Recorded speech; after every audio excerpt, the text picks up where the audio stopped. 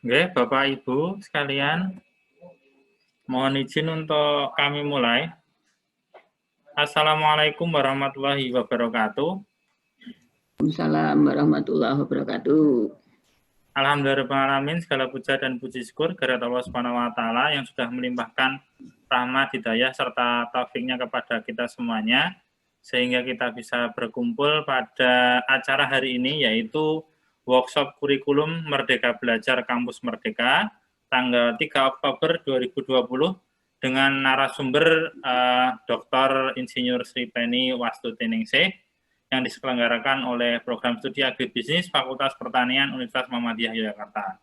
Sebelum kami persilahkan kepada Bu Penny untuk menyampaikan materi ataupun arahannya terkait dengan penyusunan kurikulum ini, saya mempersilahkan kepada Bu Eni selaku Kaprodi Agribisnis untuk sedikit memberikan pengantar terkait dengan kegiatan hari ini. Monggo Bu Eni.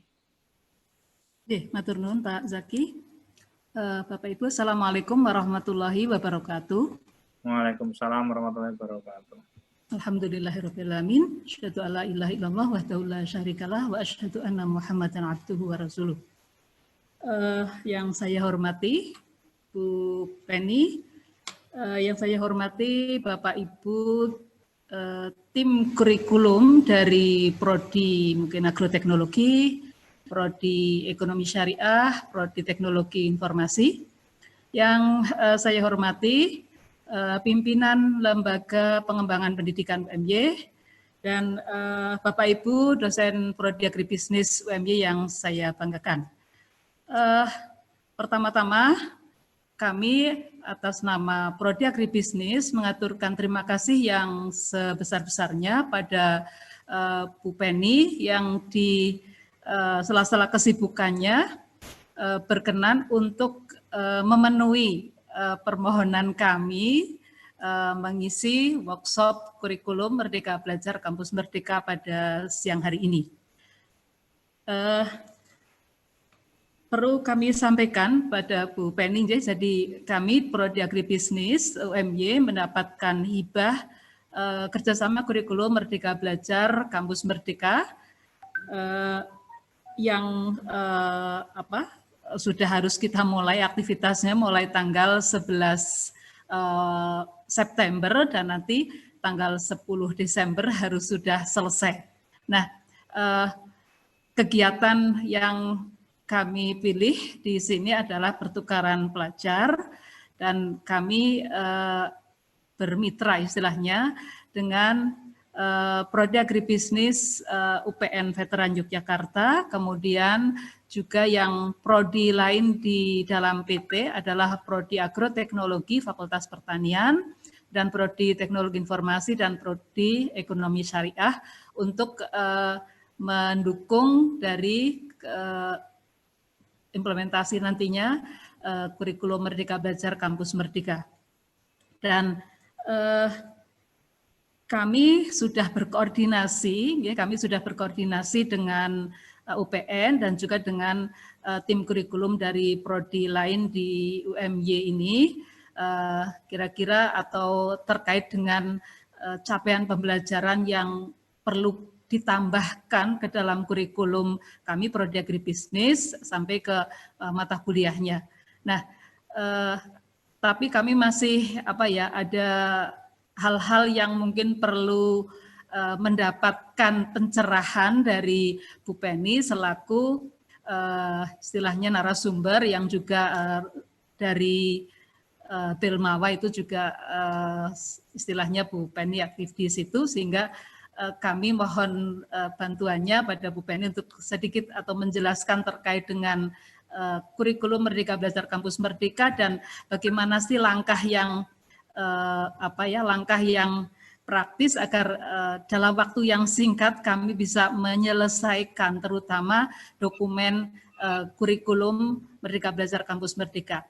Jadi luaran yang kami janjikan di dalam proposal itu ada 3. Yang pertama dokumen kerjasama, insya Allah sudah dalam proses. Kemudian yang kedua dokumen kurikulum sampai ke RPS-nya, dan yang ketiga dokumen panduan implementasi kurikulum. Bapak Ibu yang kami hormati, di tingkat UMY sendiri itu perlu kami sampaikan, terutama pada Bu Penny, sudah ada peraturan rektor tentang pedoman kebijakan kampus merdeka di UMY itu sudah ada. Kemudian juga ada buku panduannya yang sudah disusun oleh, dalam hal ini ada LPP, Lembaga Pengembangan Pendidikan. Nah, itu barangkali itu juga bisa sebagai dokumen yang nantinya kami serahkan ke Belmawa, kira-kira seperti itu. Jadi itu Bu Penny, kami mohon pencerahannya terkait dengan yang kurikulum Merdeka Belajar Kampus Merdeka itu yang apa istilahnya yang harus ada, yang harus yang seperti apa, biar tim kami juga sepemahaman, kemudian juga bagaimana teknis tentang penyusunan lah kurikulum dalam waktu yang singkat. Kami sudah punya kurikulum, tapi kurikulum dikti ya, kita menyebutannya KPT atau Kadikti ya, itu sudah ada dan diberlakukan pada tahun 2018 kemarin. Nah, mungkin perlu penyesuaian untuk bisa menjadi kurikulum Merdeka Belajar Kampus Merdeka. Mungkin itu saja sedikit pengantar dari kami. Sekali lagi matur nuwun pada Bu Penny atas kesediaannya untuk memberi sebagai narasumber pada workshop siang hari ini. Matur nuwun. Assalamualaikum warahmatullahi wabarakatuh.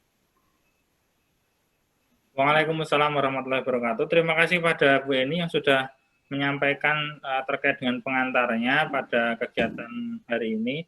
Selanjutnya langsung saja saya persilakan kepada Bu Penny untuk bisa menyampaikan materi ataupun arahan terkait dengan penyusunan kurikulum Merdeka Belajar Kampus Merdeka yang sekarang sedang disusun oleh Prodi Agribisnis UMY. Waktu dan tempat kami persilahkan Bu Penny, monggo.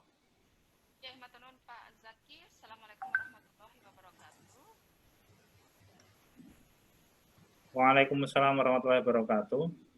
Selamat siang dan salam sejahtera untuk kita semua. Suara saya kedengeran kan, Ge? Tapi agak kecil, Bu Penny. Kalau sekarang? Sampun. Ya, matur nuwun sangat. Terima kasih sekali kesempatannya untuk bisa bertemu dengan teman-teman UMY lagi gitu ya, karena beberapa waktu yang lalu saya kalau tidak salah juga pernah sharing berkaitan dengan kurikulum ini. Yang kedua, selamat. Sudah dapat hibah gitu kerjasama, jadi kebetulan kemarin saya satu di antaranya reviewer gitu, dan yang apply itu kebetulan banyak 1000 lebih gitu, yang dan dapat juga lumayan banyak 600-an gitu. Jadi pekerjaan yang waktu itu juga tidak mudah gitu, dalam waktu yang singkat kami harus nge-review banyak proposal untuk itu. Yang ketiga, ini saya kira terima kasih sekali di UMY kalau dari beberapa yang kemarin saya diminta untuk mendampingi itu, kalau saya lihat UMY sudah banyak gitu dokumennya. Jadi ada beberapa yang dokumen di tingkat universitas belum, ada yang ngerti MBKM aja belum, gitu juga masih banyak. Nah, yang perlu saya sampaikan itu juga bahwa tidak ada kurikulum MBKM saja nih gitu, tapi tetap saja kurikulum program studi agribisnis UMY gitu. Hanya saja itu bahwa di dalamnya itu mengakomodasi pelaksanaan MBKM gitu, judulnya gitu sebetulnya. Jadi kalau kurikulum MBKM niku ketok nggih boten nggih, kurikulumnya kurikulum agribisnis UMY gitu. Hanya di dalamnya itu harapannya memang ada yang berkaitan dengan 4.0 dan berkaitan dengan MBKM ini. Kalau boleh saya share screen nggih nanti untuk lebih tertatanya gitu di pembicaraan ini. Monggo Bu Penny.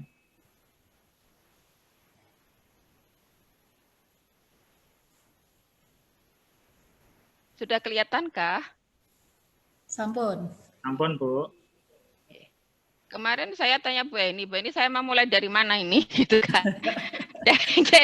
Jadi yang terhormat itu teman-teman dosen di agribisnis, yang terhormat nanti calon mitra dari Prodi Agribisnis di dalam pelaksanaan MBKM, yang terhormat Ibu Bapak dari Lembaga Pendidikan dan Pengembangan UMY gitu. Selamat siang gitu nggih.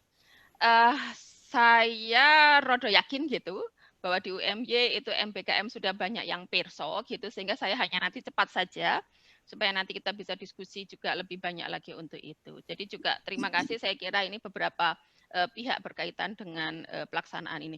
Cuma sebelum saya lanjutkan Bu Eni, ini benar nih, hanya satu saja pertukaran pelajar saja yang diajukan. Jadi kemarin di proposal kita memang dengan UPN, ini kebetulan juga Bu Nani darah gabung ini. Maksud saya cuma itu saja, di antara 8 itu memang pilihannya hanya satu, pertukaran pelajar tok. Iya, oh, betul ya? Ibu. Ya. Kalau yang lain kalau cuma satu nggak diterima ya. Nggak tahu itu. Makanya kaget saya, hanya pertukaran pelajar saja. Karena yang lain itu ada beberapa gitu. Jadi kalau yang satu tok itu ketok malah baru ini saya dengarkan gitu. Karena yang lain itu ada beberapa gitu. Biasanya sih paling rendah itu 2 gitu. Makanya saya kaget, hanya satu saja gitu. Karena kan skimnya masih tetap hanya satu saja. Kalau toh misalnya itu ada di dalam prodi, di dalam PT, beda prodi dan dalam PT dan prodi yang apa sama, itu kan sebenarnya satu sama saja pertukaran gitu. Nah biasanya yang lain itu kan ada nanti dengan magang atau nanti dengan apa gitu. Makanya kaget saya, satu. Saya kira ini tidak perlu saya ceritakan lebih panjang gitu, tapi yang jelas bahwa yang kita jalankan sekarang itu adalah yang student centered learning dengan co-creation dan ubiquitous learning. Jadi artinya bahwa di dalam pembelajaran itu mau tidak mau sekarang lingkungan belajar itu yang kita dorong untuk ke sana, sehingga harapannya itu memang dengan program MBKM ini itu bagaimana akademik atmosfer itu adik-adik itu bisa lebih banyak lagi yang mereka bisa lakukan gitu. Nah ini saya kira kebijakan Kemendikbud seperti apa, teman-teman di UMY dan beberapa mitra tadi UPN dalam hal ini yang selain UMY itu sudah perso, mulai dari GA, mulai dari leadership-nya, terus dosen itu sebagai dosen penggerak, civic intelligence responsibility and participation, entrepreneurial mindset dan pembelajar sepanjang hayat gitu. Jadi ini yang dikembangkan oleh Kemendikbud sehingga harapannya lulusan itu nanti juga mempunyai bekal yang lumayan untuk yang berkaitan dengan 1 sampai 6 ini. Ini saya kira semuanya sudah perso. Yang pengen saya highlight adalah bahwa sekarang dengan seksinya gitu, communication, collaboration, compassion, critical thinking, creative thinking, computation, logic itu yang mestinya juga harus disampaikan. Sehingga saya senang kalau tidak salah tadi salah satu mitranya itu adalah nanti dengan teman-teman di TI. Tapi di sisi lain gitu, adaptive flexible leadership, reading skill, writing skills, dan IT skills-nya itu juga mestinya itu kita bisa tambahkan ke adik-adik sehingga nanti dengan literasi baru, baik itu big data, teknologi maupun yang human manusianya itu bisa memberi bekal pada adik-adik sehingga lulusan kita itu seperti yang sudah dicantumkan di dalam Undang-Undang 12 nomor 12 untuk itu. Ini saya kira Ibu Bapak sudah perso semua bagaimana dengan yang akan dilakukan gitu. Cuma karena yang dilakukan satu itu yang tujuannya juga sampaikan Tapi bisa Bu beberapa mungkin magang yang harus kita juga ada magang gitu. Oh sama magang? Enggak, di program yang sebelumnya di kurikulum itu memang ada kegiatan magang cuma belum seperti yang ini kan di dalam Merdeka Belajar. Mungkin bisa itu pengembangan ke situ, Bu. Oke. Ini ada 8 gitu kalau di MBKM mulai dari pertukaran mahasiswa, ada magang gitu dan beberapa saya kira saya ke sini aja lah. Harapannya sebetulnya dengan adanya pertukaran pelajar itu bisa menghargai keanekaragaman, budaya, pandangan. Sehingga pikir saya itu teman-teman di UMY Agribisnis itu sebelum saya melihat atau bertanya tadi pesertanya siapa, itu pikir saya tuh yang luar itu dengan teman-teman UMY di mana gitu, mau di Kendari, mau di Purwokerto, mau di mana gitu. Karena untuk beberapa teman-teman yang lain itu modelnya itu seperti itu gitu. Sehingga bagaimana sebetulnya juga yang di pertukaran dengan perguruan tinggi lain itu bisa tadi mereka akan bisa mendapatkan lebih banyak lagi sebetulnya harapannya dengan program ini gitu. Bagaimana mereka mempunyai kerjasama yang lebih luas gitu dengan teman-temannya yang ada di luar prodinya, bahkan sampai di luar negeri untuk itu. Salah satu kebetulan kalau yang kami inisiasi di UGM memang salah satunya itu dengan di luar negeri gitu. Bagaimana mereka nanti bisa kita desain untuk nanti bisa juga berkolaborasi dengan teman-teman yang ada di luar sana gitu. Nah, pada program ini itu harapannya itu bahwa persahabatan antar daerah, antar suku itu jalan gitu. Jadi bagaimana sebetulnya transfer ilmu itu juga dilihat ketika teman-temannya itu dari daerah yang lain untuk itu gitu. Apakah sebetulnya itu juga suasana belajarnya itu akan sama gitu. Meskipun sekarang dengan daring ya. Jadi kalau nanti insya Allah di tahun yang akan datang itu bisa lebih kondusif, itu adik-adik itu bisa keluar kotanya, keluar PT-nya itu dengan bekal nanti yang di sana juga bisa tadi ada pertukaran di situ. Ini saya kira yang mungkin nanti akan didiskusikan bagaimana sebetulnya CPL yang sudah ada di prodi asal dalam hal ini prodi agribisnis itu ditopang dengan kompetensi lainnya gitu, kompetensi tambahannya itu apa gitu yang akan diharapkan dari situ. Jadi kalau misalnya di ekonomi syariah misalnya, apa sih sebetulnya akan saya tambahkan di situ? Yang perso itu adalah yang ada di prodi gitu.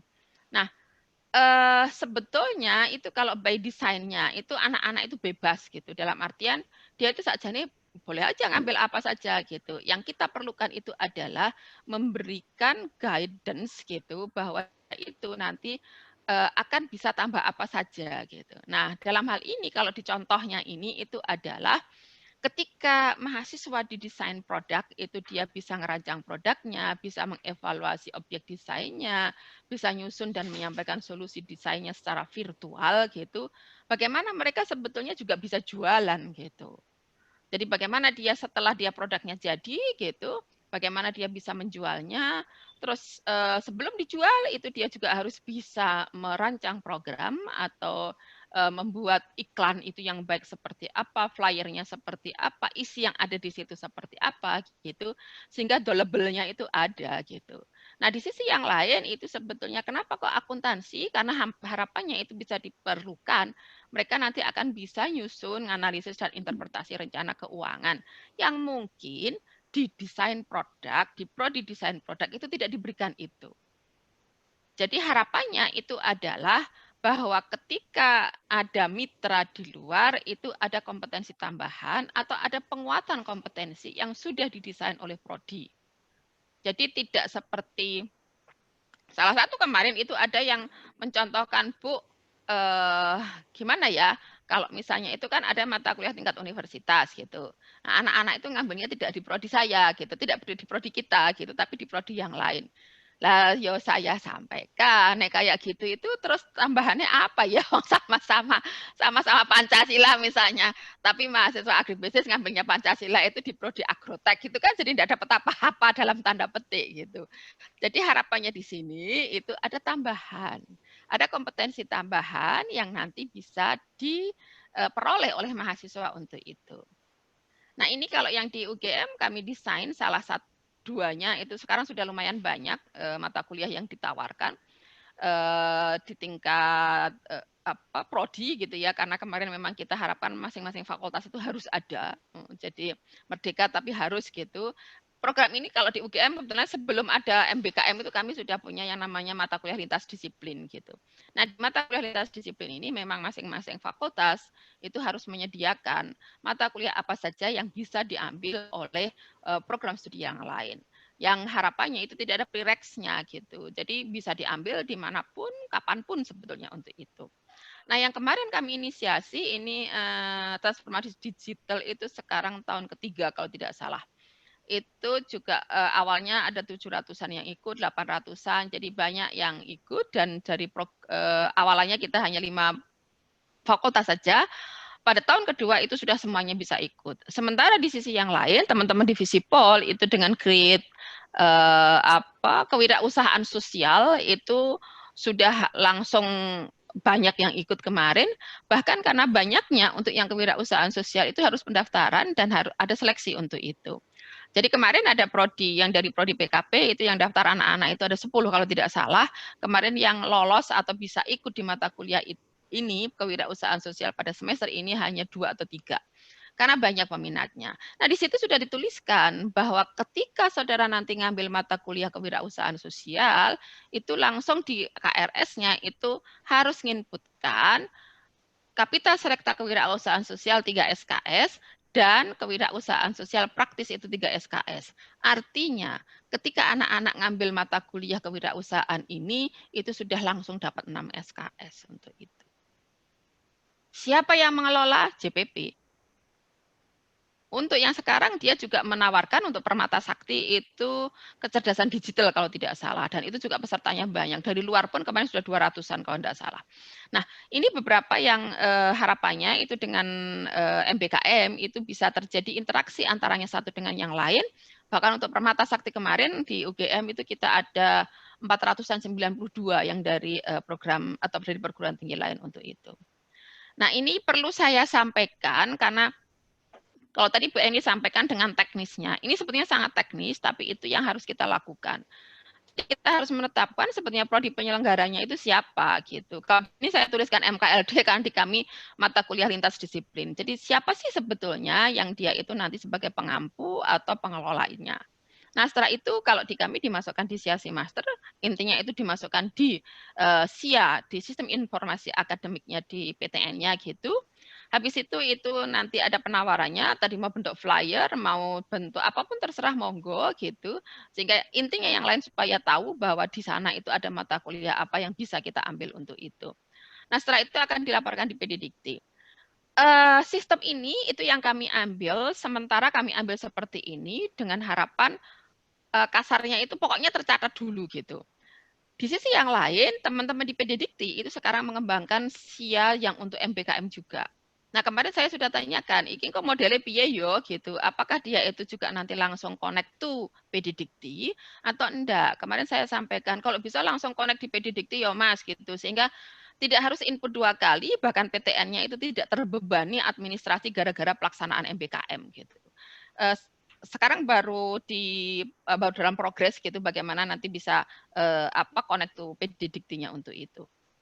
Nah, ini yang kedua, kalau dia itu mengambil di program studi yang sama, tetapi perguruan tinggi yang beda. Gitu. Jadi sama-sama kehutanan, atau dalam hal ini mungkin sama-sama agribisnis gitu. Nah, CPL-nya yang satu itu tentang apa? Kemarin yang saya contohkan di tempat kami, itu kebetulan salah satunya besok itu dengan UNS gitu. Kalau misalnya itu di tempat kami itu CPL-nya itu berkaitan dengan bagaimana sebetulnya anak-anak itu supaya bekal sosiologinya itu juga kuat gitu. Di kami itu tidak ada sosiologi industri, tidak ada sosiologi saya lupa satunya. Ekonomi apa-apa gitu. Kalau keluarga di tempat kami ada. Jadi di kami ada sosiologi pertanian, ada sosiologi keluarga. Sementara di UNS itu dia punya sosiologi industri dan satu lagi saya lupa.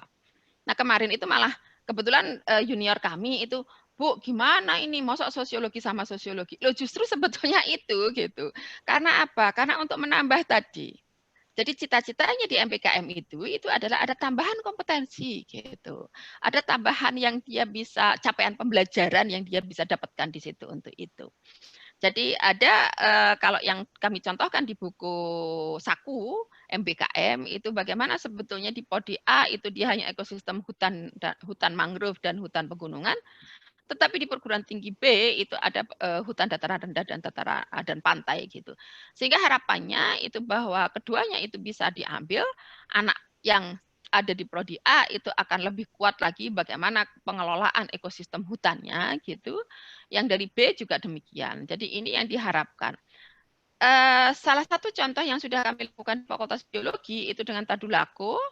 Itu ada beberapa anak-anak Tadulako yang sudah kuliah di kami, saya yakin di tempat di UMY maupun di UPM juga sudah ada gitu. Hanya karena kemarin belum ada MPKM itu mungkin belum menjadi perhatian yang serius dari kita semuanya. Yang ingin saya ceritakan dengan 2 gambar ini sebetulnya ada berkaitan dengan uang. Jadi karena biasanya kalau dengan mitra dengan luar itu kan urusannya juga dengan uang. Jadi tidak hanya sekedar bagaimana bisa memperoleh tambahan kompetensi tadi, itu tapi juga dengan uang gitu. Nah, di biologi dengan Tadulako itu memang bayar. Jadi ada sejumlah uang itu yang memang sudah ada diatur gitu untuk nanti bisa bayar di UGM untuk itu. Tetapi kalau yang meniko itu yang bayar itu adalah PUPR. Karena ada kerjasama antaranya kemudian PUPR atau PU waktu itu ya, itu dengan kami di Fakultas Teknik UGM dan di Fakultas Teknik Uncen gitu. Nah, salah satu programnya itu adalah mengirimkan mahasiswa Uncen ke kami. Nah, itu yang bayari siapa? Kebetulan itu PUPR. Satu lagi berkaitan dengan uang itu adalah resiprokal. Jadi kamu kirim 2, saya kirim 2 di tempat saya, bayar di tempat masing-masing, perguruan tinggi masing-masing, dan kita tidak narik uang untuk itu gitu. Nah, itu juga bisa dilakukan. Jadi skim pendanaan itu juga sudah ada di situ dan harapannya itu nanti ada juga di di PKS-nya gitu, di SPK-nya itu pendanaannya itu mau seperti apa itu juga sudah dijelaskan. Nah, yang berikutnya itu adalah yang memang beda gitu. Jadi memang karena beda itu tambahannya itu yang jelas apa. Dalam hal ini misalnya itu adalah merancang produk kebutuhan pertanian karena di teknik industri itu tidak menjelaskan betul bahwa sebetulnya itu yang dimaksud produk industri itu industri apa saja untuk itu gitu. Jadi di situ misalnya dengan industri pertanian, dengan sumber daya lingkungan, ada juga nanti dengan tambahan itu jadi di situ ada energi dan mesin pertanian di mata kuliah di perguruan tinggi lain, ada juga pemodalan ekonomi. Yang tadinya mungkin teman-teman di teknik industri itu pemodalan ekonominya itu tidak banyak, tetapi dengan adanya harapannya bisa menganalisis sumber daya lingkungan dengan baik, sehingga pemodalan ekonomi itu diharapkan juga bisa ditempuh di perguruan tinggi lain, di program studi yang lain untuk itu. Nah, contoh yang lain itu kalau dengan teman-teman di luar negeri itu yang ini yang di kami gitu, bagaimana sebetulnya anak kami itu mengambil di Kaspersky University itu dengan beberapa mata kuliah yang di kami tidak ada dan memperkuat CPL yang sudah kami tetapkan untuk itu. Jadi bagaimana dengan yang sudah kami tetapkan, salah satunya itu adalah mampu menjelaskan konsep teoritis sosial ekonomi pertanian yang mencakup sosiologi pertanian, psikologi sosial, pembangunan masyarakat, manajemen usaha tani, pemasaran pertanian, dan kewirausahaan. Nah, mata kuliah Man and Society itu ketika kita lihat itu ternyata memang sangat mendukung bagaimana dengan di sosiologi dan di pembangunan masyarakat untuk itu. Food sanitation itu berkaitan dengan bagaimana sebetulnya dengan lingkungan dan sebagainya. Jadi ketika anak kita itu mau keluar, itu sudah ada beberapa mata kuliah yang diambil. Status mata kuliah yang diambil di sana, kalau di sini ada, bisa disetarakan, itu langsung bisa disetarakan. Tetapi kalau tidak, itu masuk di mata kuliah pilihan, gitu. Karena cita-citanya memang untuk menambah kompetensi atau menambah CPL yang sudah kita tetapkan untuk itu. Jadi, dan pengalaman kami, kalau yang untuk yang keluar PT, itu yang harus dipersani juga sampai seberapa jauh itu sebetulnya mereka bisa memanfaatkan program dan SKS yang ada di sana. Pengalaman kami, kalau anak-anak itu perginya itu sudah semester 7, 8, itu ternyata kadang nggak banyak yang bisa diambil. Karena sudah banyak yang diambil di sini gitu. Nah, kalau kita bisa mulai di semester 5, 6, itu sebetulnya bisa lebih banyak yang mereka bisa ambil keluar untuk itu. Sehingga salah satu kemarin yang protes itu MBKM yang tadinya desainnya itu bisa diambil di semester 6, 7, 8, itu saya sampaikan ya jangan.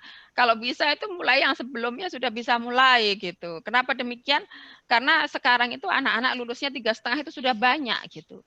Kalau ini gara-gara ada program ini nanti malah lulusnya mundur, itu kan sebetulnya tidak bagus juga gitu. Meskipun kita bisa memberi tambahan atau sangu yang lebih banyak.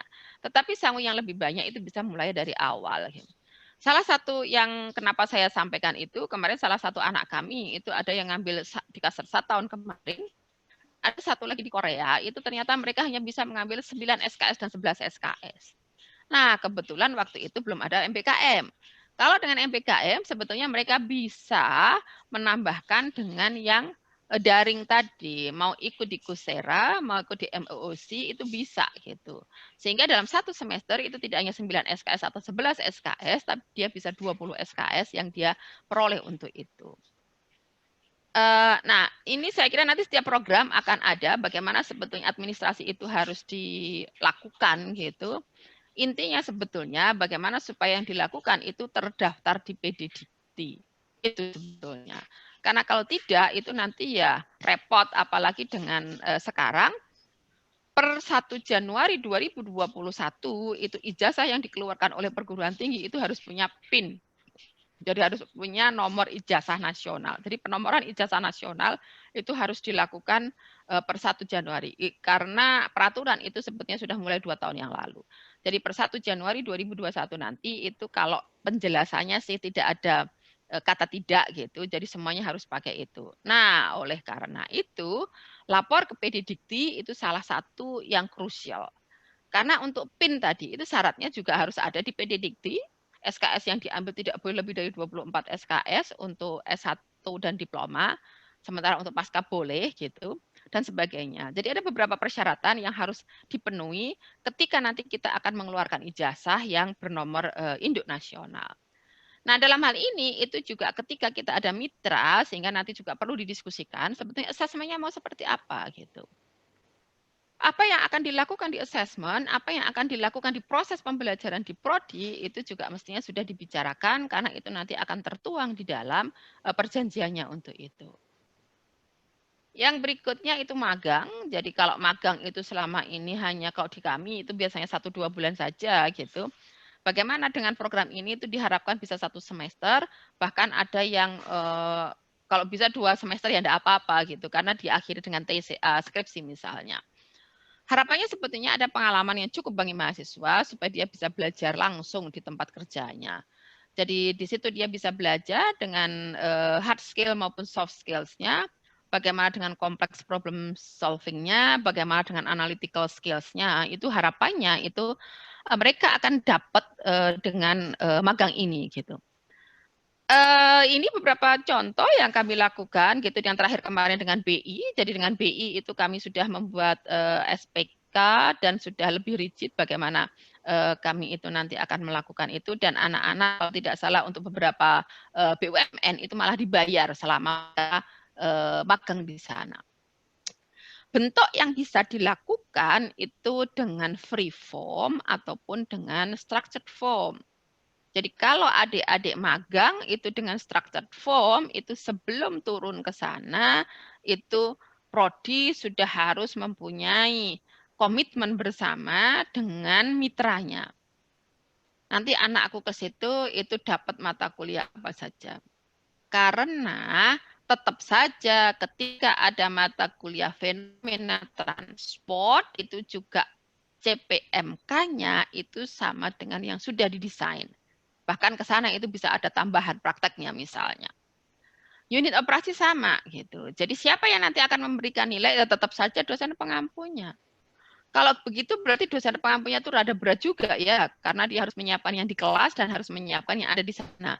Iya sih sebetulnya gitu. Jadi ada tambahan memang untuk teman-teman pengampu mata kuliah yang di yang ada program yang di kelasnya dan ada program yang nanti ada di luar gitu, baik itu di magang maupun di yang lainnya untuk itu.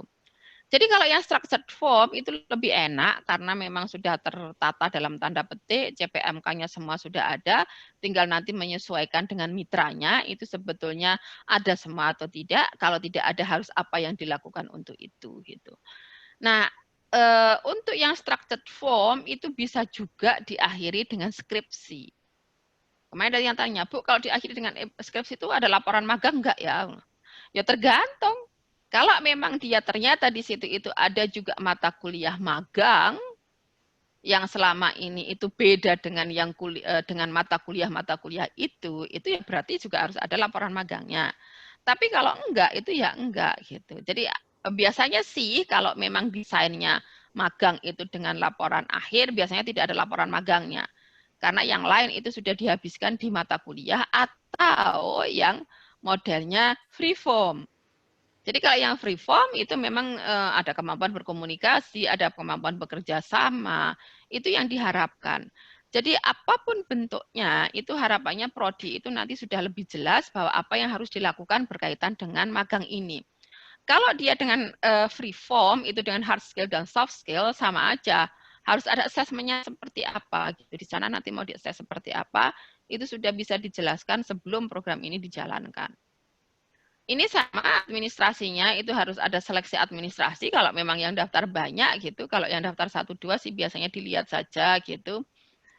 Harapannya itu ketika dia melakukan magang itu bisa 1 semester itu setara dengan 20 SKS itu dia bisa peroleh, atau kalau 2 semester itu setara dengan 40 SKS.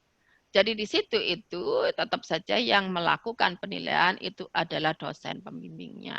Kalau yang free form. Jadi kalau yang structured form karena memang ada mata kuliahnya itu dosen pembimbingnya itu harapannya yang nanti bisa memberikan nilai akhirnya itu di dosen pembimbingnya untuk itu.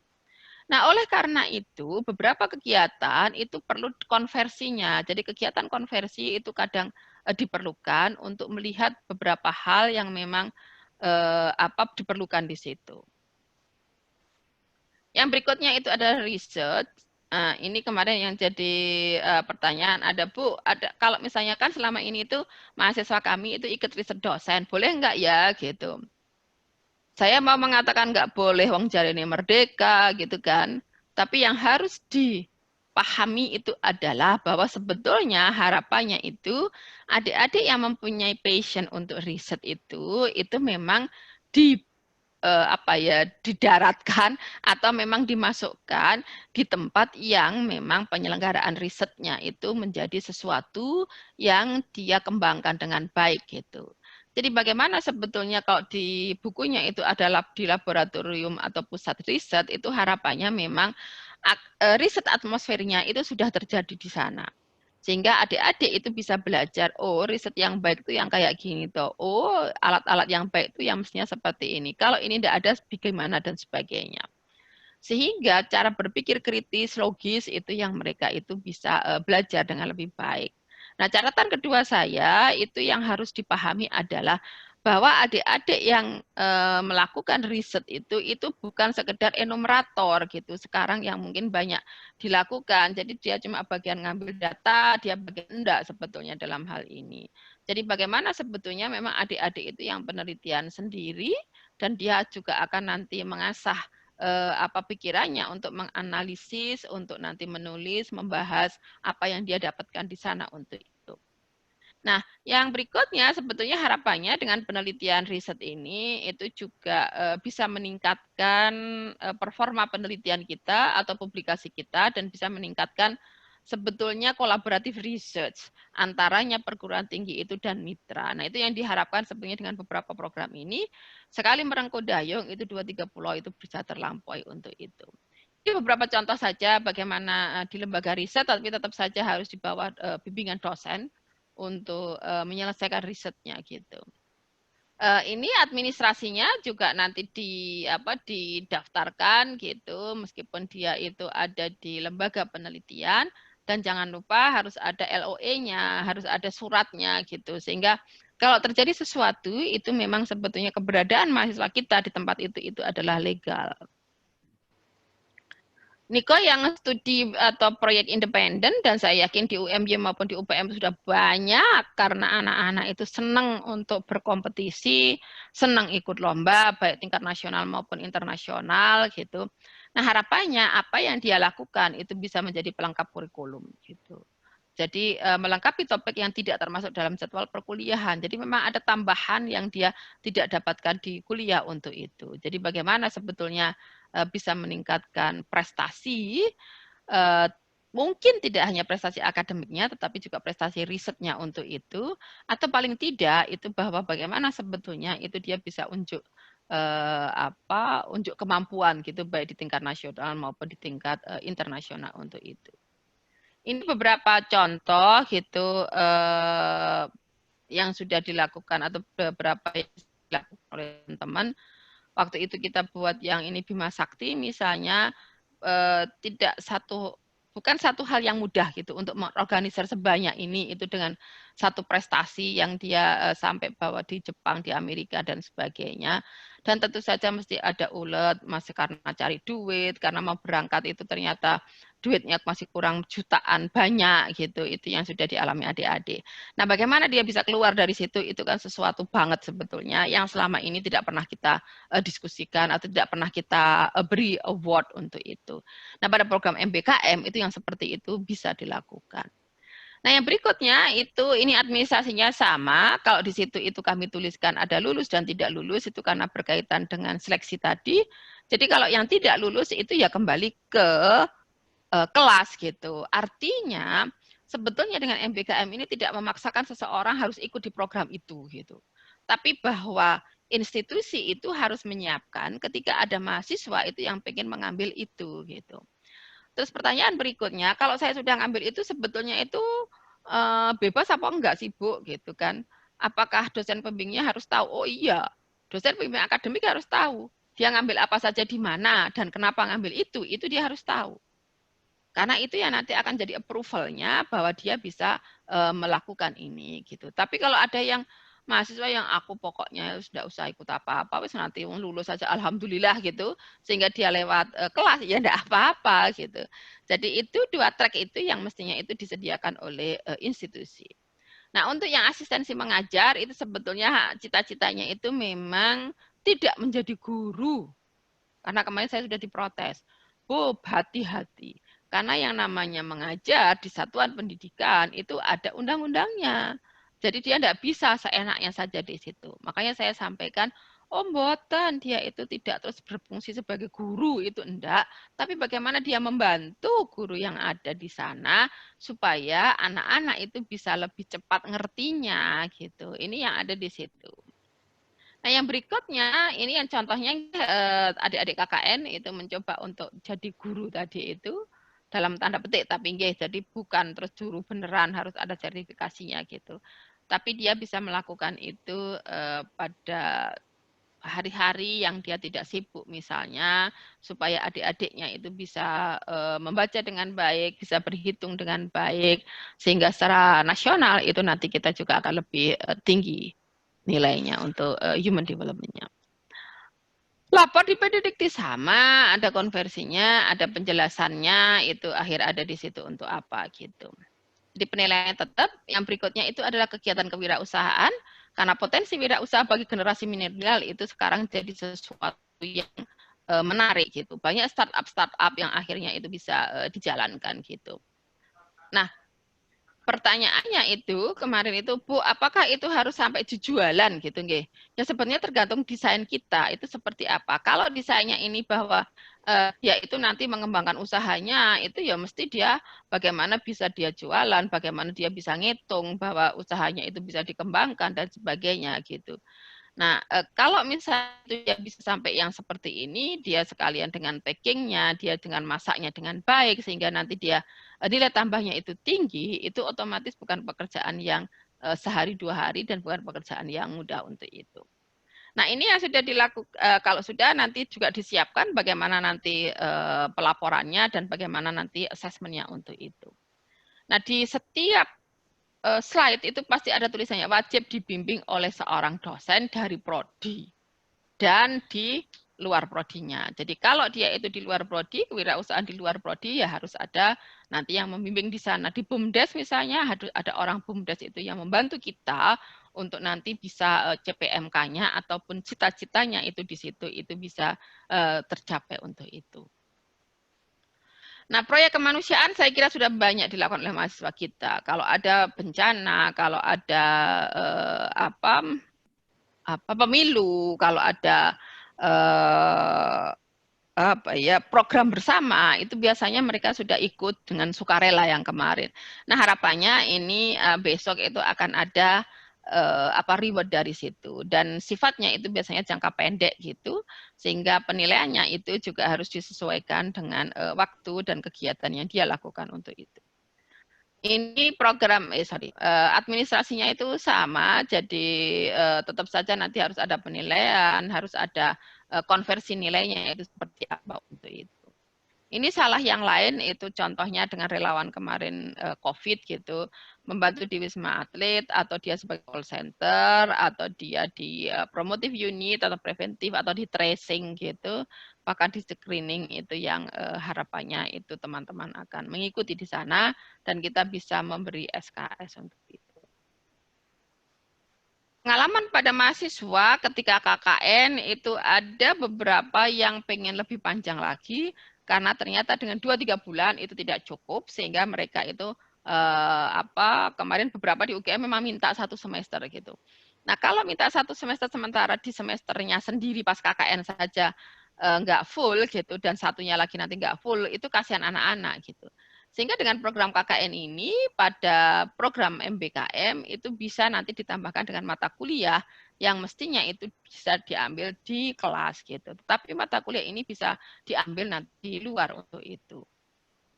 Nah ini yang kami lakukan di Panggang seingat saya ya. Jadi KKN yang ada di sana di awalnya dan setelah itu ada. Nah pekerjaan ini itu yang nanti bisa juga ditambahkan dan ternyata dari sini itu jadi skripsi bisa gitu untuk itu. Ini yang di buku panduan juga disebutkan bagaimana dia daftar, bagaimana dia nanti ada surveinya, bagaimana nanti dia bisa melihat proposalnya seperti apa. Nah dari kegiatan ini itu ada beberapa yang kemarin tanya bisa enggak Bu KKN itu diakhiri dengan skripsi? Oh bisa banget. Karena di situ juga ada survei, ada ngambil data, dia juga mesti nanti nganalisis dan sebagainya. Hanya memang desainnya itu yang harus dosen pembimbing atau dosen di prodi atau tim kurikulum prodinya itu sudah menyiapkan untuk itu. Jadi tidak miss. Nah itu yang dengan MBKM saya beralih ke kurikulumnya gitu dan seingat saya ini sudah diberikan pada saat sosialisasi kemarin BIMTEK itu. Jadi Pak Edi kalau nggak salah waktu itu yang menyampaikan, Pak Edi atau bukan, saya lupa. Karena kebetulan saya nggak ikut di jadwal, tapi kebetulan saya tidak bisa. Jadi bagaimana sebetulnya posisinya itu pada posisi yang kita melaksanakan Permendikbud nomor 3, meskipun di situ tidak ada tulisannya terus Merdeka Belajar Kampus Merdeka, enggak. Tetapi bahwa kegiatan-kegiatan tadi itu sudah ada di Permen 3 nomor 2020. Itu di situ sudah disebutkan beberapa kegiatan tadi. Nah, di sisi yang lain itu yang tadi saya sampaikan, seksi itu juga mestinya dijalankan, ada literasi baru dan sebagainya, perkembangan ipteks dan sebagainya. Jadi artinya kurikulum prodi itu mestinya tidak statis, tetapi dia bisa mengikuti perkembangan zaman dan mengikuti visi misi tujuan dari universitasnya sendiri untuk itu. Nah, ini letaknya ada di mana? Sebetulnya letaknya itu ada di proses yang banyak. Jadi proses pembelajarannya, meskipun standar penilaiannya sudah ikut gitu. Tapi yang banyak itu karena apa? Di proses pembelajarannya sebetulnya. Karena 8 itu sebetulnya itu dibentuk kegiatan di pembelajarannya untuk itu. Nah, ini beberapa skim yang dilakukan. Jadi yang pertama itu memang 144 itu di prodi, dia memang nggak ngambil di tempat lain gitu. Boleh. Tapi kalau ada yang di tempat lain, ada yang pengen di prodi, pengen di masyarakat, itu ya harus difasilitasi. Jadi ada yang ngambilnya itu tadi pertukaran mahasiswanya, tapi dia juga ngambil itu di tempat yang lain itu 1 semester. Jadi dia juga bisa misalnya magang tadi gitu, atau dia dengan kegiatan 7 kegiatan yang lainnya untuk itu. Nah, kalau yang rada enak itu memang yang berkaitan dengan pertukaran mahasiswa gitu. Karena biasanya kalau pertukaran mahasiswa itu entuk-entukannya pasti mata kuliah. Paling nanti silabusnya itu juga tidak berbeda jauh gitu. Karena CPMK-nya itu sudah ditetapkan sehingga method of delivery-nya saja yang kita itu beda gitu. Nah, paling mudah itu sebetulnya yang itu. Jadi nggak banyak nggak banyak mikirnya sebetulnya karena memang isinya CPL-nya itu tambahan-tambahan saja yang nanti akan ditambahkan di situ. Ini kalau dia ada di mana, itu sekarang yang kita kembangkan itu dengan OBE, Outcome Based Education. Jadi mau tidak mau sih capaian pembelajaran tadi itu harus ada, dan capaian pembelajaran itu diamanahkan ke siapa saja. Saya kira kalau ini pernah waktu itu saya sampaikan ke teman-teman Muhammadiyah untuk itu. Nah, ini yang di siklus kurikulumnya mulai dengan analisis gitu. Saya kira ini sudah dilakukan oleh teman-teman UMY, bagaimana waktu itu dengan Bu Silvi itu berdarah-darah 1 bulan penuh menyelesaikan KBK waktu itu gitu. Terus setelah itu dipoles-poles dikit jadi KPT, sekarang ditambah-tambah dikit jadi berkaitan dengan bermuatan MBKM gitu. Plus 4.0. Jadi dari situ semuanya itu sebetulnya bagaimana sebetulnya kurikulum itu bisa dijalankan, dan setelah itu nanti dievaluasi untuk apa? Untuk perbaikan yang akan datang. Jadi ini kemarin di tempat saya juga ada tuh. Ini kok CPL ini berapa? 3 kalau tidak salah gitu. Yakin nih gitu. Terus setelah itu, iya kayak yang ini belum gitu. Jadi artinya ada di situ itu evaluasi gitu untuk memperbaiki ke depannya itu seperti apa. Sehingga kalau tadi tanyakan Bu, ini kan mitranya kita banyak gitu, dengan apa ya, workshop biasanya memang yang bisa kita lakukan untuk itu. Nah, step ini saya kira juga sudah teman-teman sudah perso gitu. Hanya yang pengen saya highlight itu kaitannya dengan yang pertama itu tadi mau nyusun kurikulum itu harus evaluasinya yang kemarin itu seperti apa. Terus yang ditambahkan itu kaitannya dengan MBKM, yang ditambahkan lagi itu dengan yang HOTS tadi, yang 6C dan sebagainya untuk itu.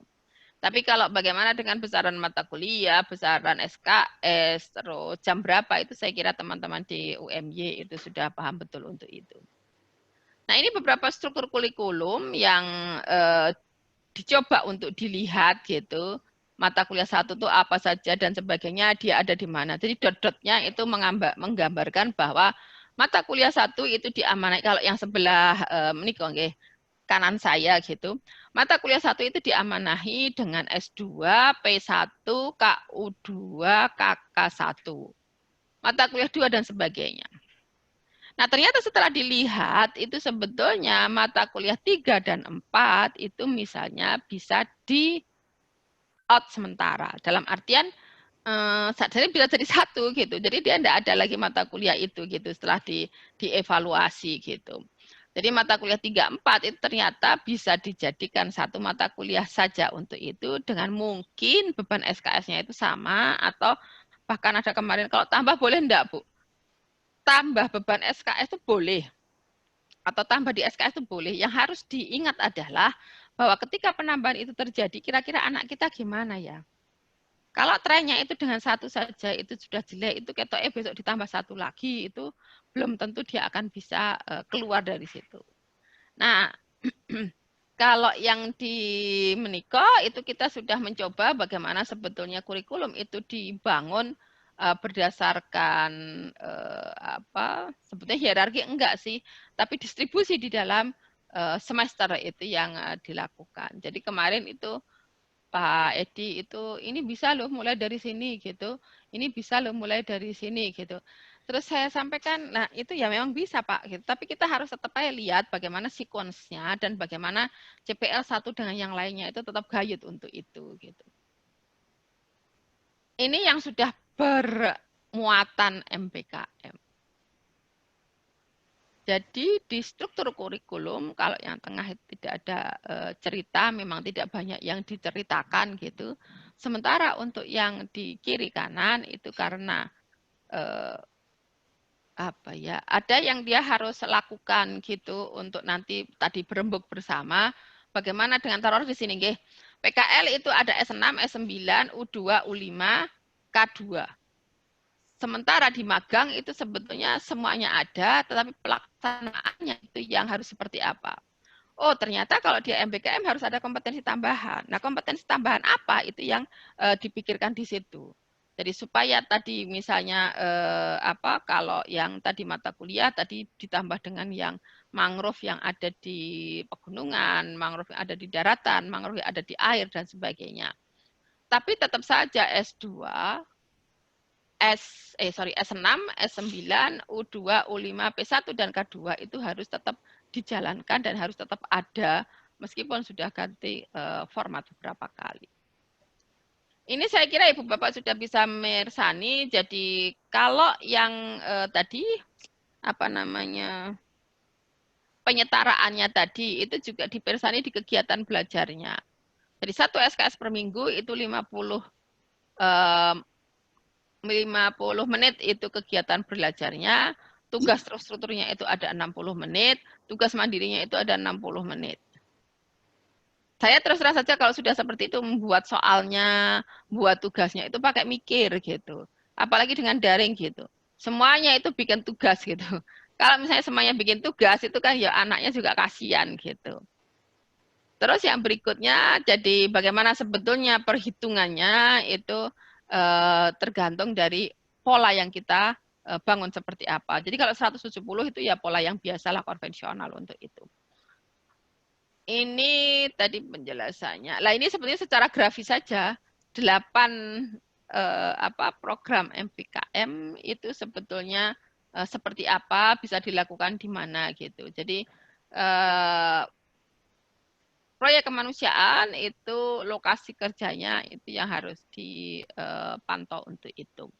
Nah, ini di program studi di program studi atau perguruan tinggi B dia bisa ngapa saja, itu ada yang di kanan itu. Jadi apakah sebenarnya wirausaha ya dengan wirausaha, magang itu dengan Bu Ratih dan sebagainya. Nah, ini kalau tadi saya sudah sampaikan ada free form dan ada structured form, bahwa sebetulnya juga bisa blended form. Kalau blended form itu biasanya yang structured karena berdasarkan mata kuliah itu bisa cepat. Yang soft skill ini yang agak lambat biasanya karena bagaimana kita method of delivery-nya dan bagaimana asesmennya untuk itu. Ini cuma ingin menggambarkan saja bagaimana sebetulnya tadi yang saya sampaikan ada karakteristik-karakteristik, ada beberapa hal yang perlu kita cermati ketika kita akan membuat RPS gitu, karena itu yang sebetulnya harus kita jalankan. Jadi kok tidak, ya hari ini saya belum minum apa terus minum gitu. Tapi bagaimana sebetulnya kita juga mendisiplinkan diri untuk melakukan atau mengisi RPS ini dengan baik. Ada STL, ada kolaboratif, ada efektif dan sebagainya. Nah, ini yang harus kita juga kenali gitu, bagaimana kita menciptakan lingkungan belajar itu yang baik untuk itu. Ini prosesnya. 2 terakhir slide kalau nggak salah. Nah, jadi tadi sudah ada sih sebetulnya ketika kurikulum itu akan dimulai dengan analisis, setelah itu desainnya seperti apa, terus setelah itu tuh development-nya mau kemana, dan implementasinya itu mau seperti apa. Jadi nyun sewu tidak sekedar warek gitu loh, tapi bagaimana sebetulnya kita juga memikirkan yang lain itu supaya lebih baik lagi untuk itu. Dan tidak lupa itu ada evaluasinya. Mekaten ini terakhir bahwa kurikulum itu harus dievaluasi, harapannya itu ada standarnya gitu, sehingga kalau dia memang tidak sesuai dengan standar itu ada yang diidik-idik gitu, supaya nanti bisa memenuhi standar mutu yang ada. Jadi harapan saya di UMY juga sudah ada standar mutunya, sehingga nanti yang mengambil di mata kuliah kami dan juga sebetulnya nanti dari kami ke UMY itu sudah lebih jelas bagaimana sebetulnya itu mau dilakukan. Oh, sekarang hanya 4 semester misalnya. 4 semesternya kayak apa? Oh, sekarang itu dia sudah tidak ada lagi di kita. Kenapa tidak ada dan sebagainya. Jadi modifikasi itu ada barangnya, terus kita mau taruh ini, itu kayaknya enggak. Jadi intinya sebetulnya ketika kita melakukan atau membuat kurikulum atau running kurikulum itu harus ada evaluasinya.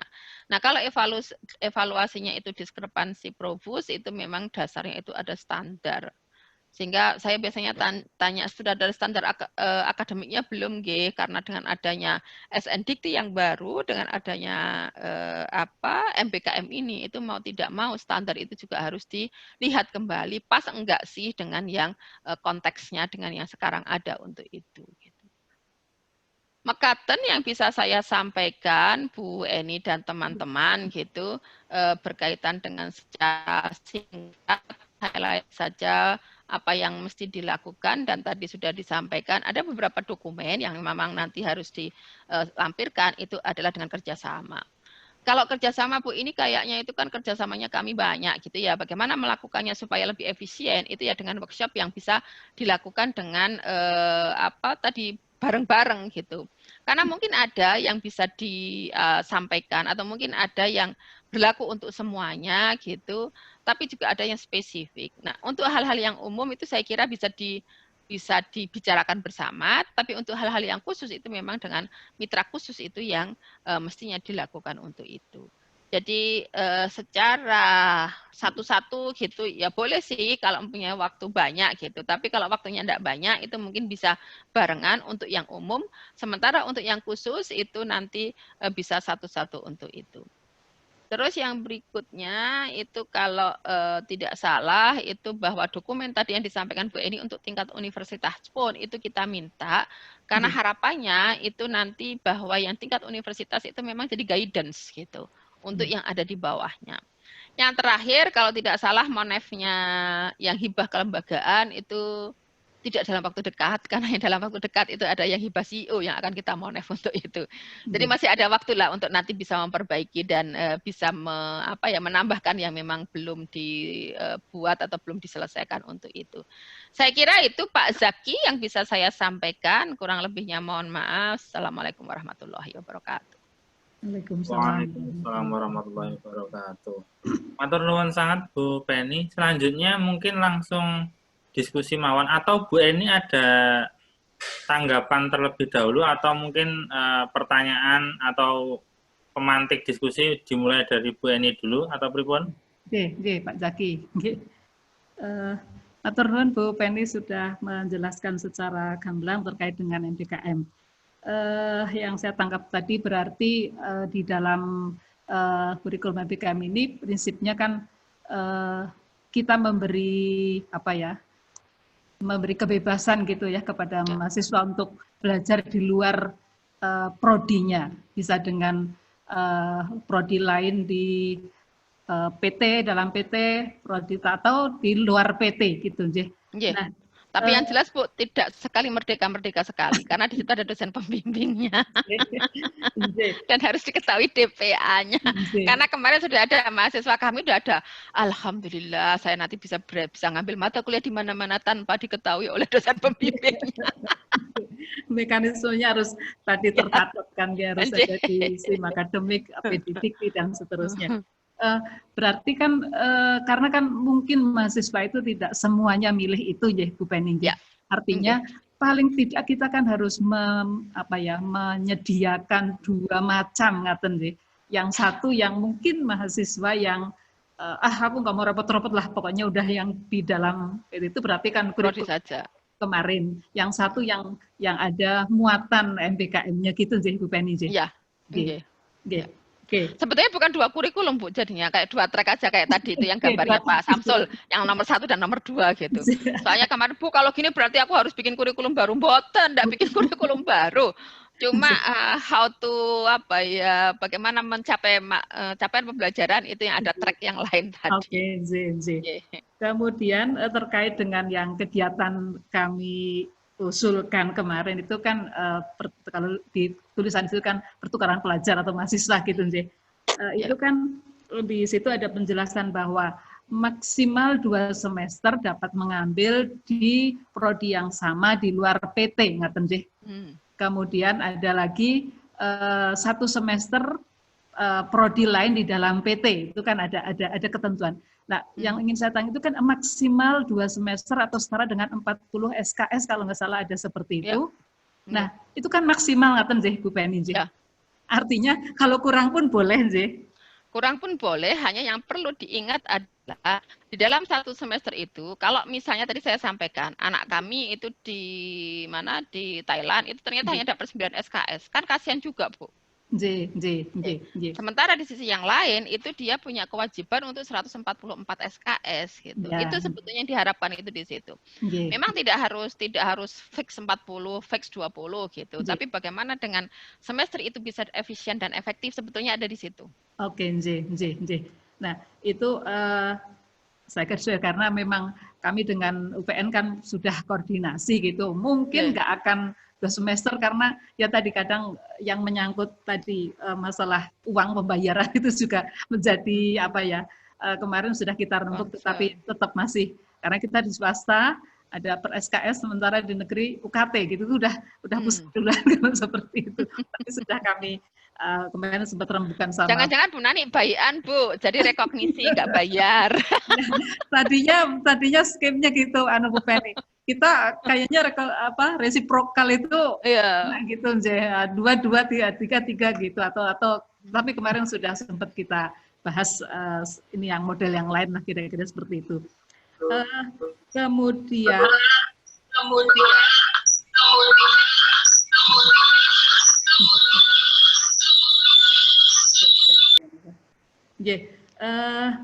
itu yang terkait dengan tadi SKS itu. Nah, ada semacam konsekuensi ngaten nggih Bu Penny. Seolah-olah kan jadi mahasiswa seandainya menempuh yang track yang ini, mungkin dia bisa mendapatkan SKS yang lebih banyak gitu.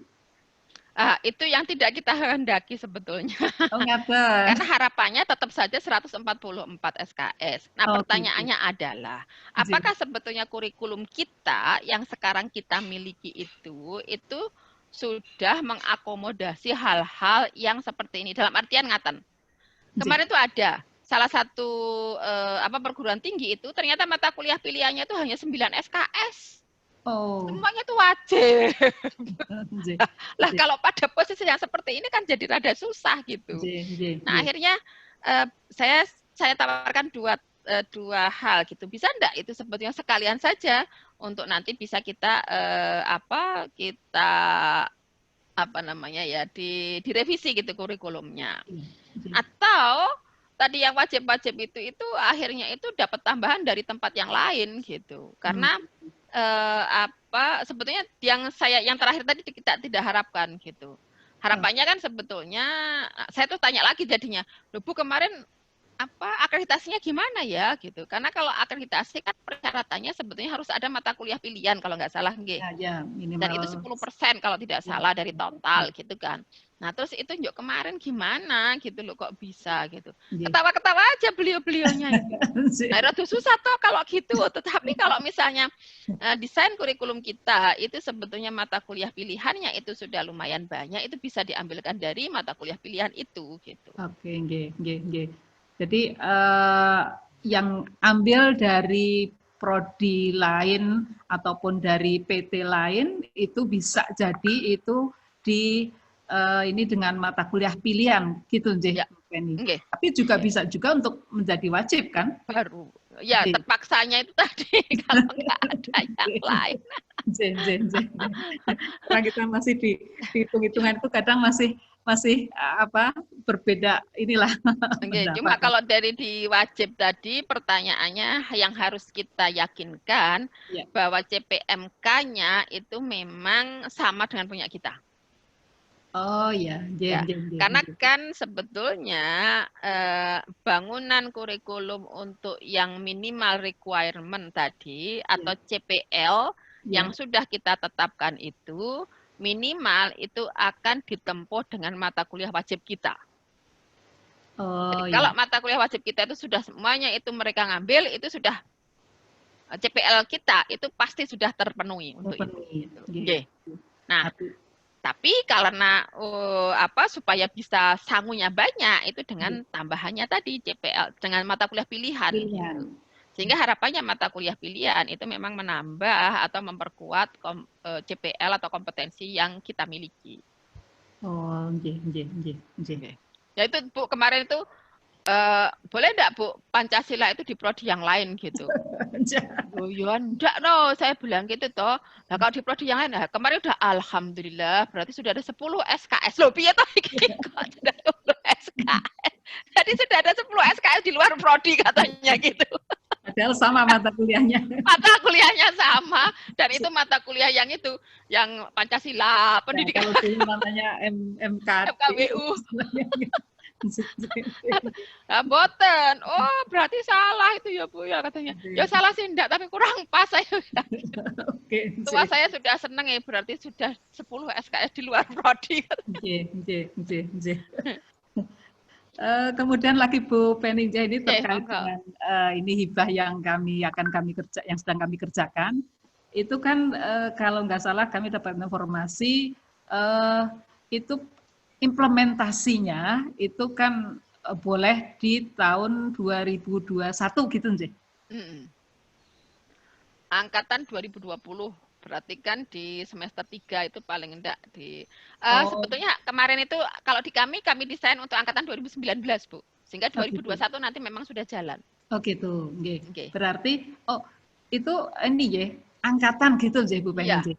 Dan kalau boleh saya sarankan itu sejak awal itu sudah disampaikan. Jadi kemarin kami sudah kumpulkan adik-adik itu, sudah kita beritahu bahwa nanti untuk angkatan saudara itu ada program yang namanya MBKM.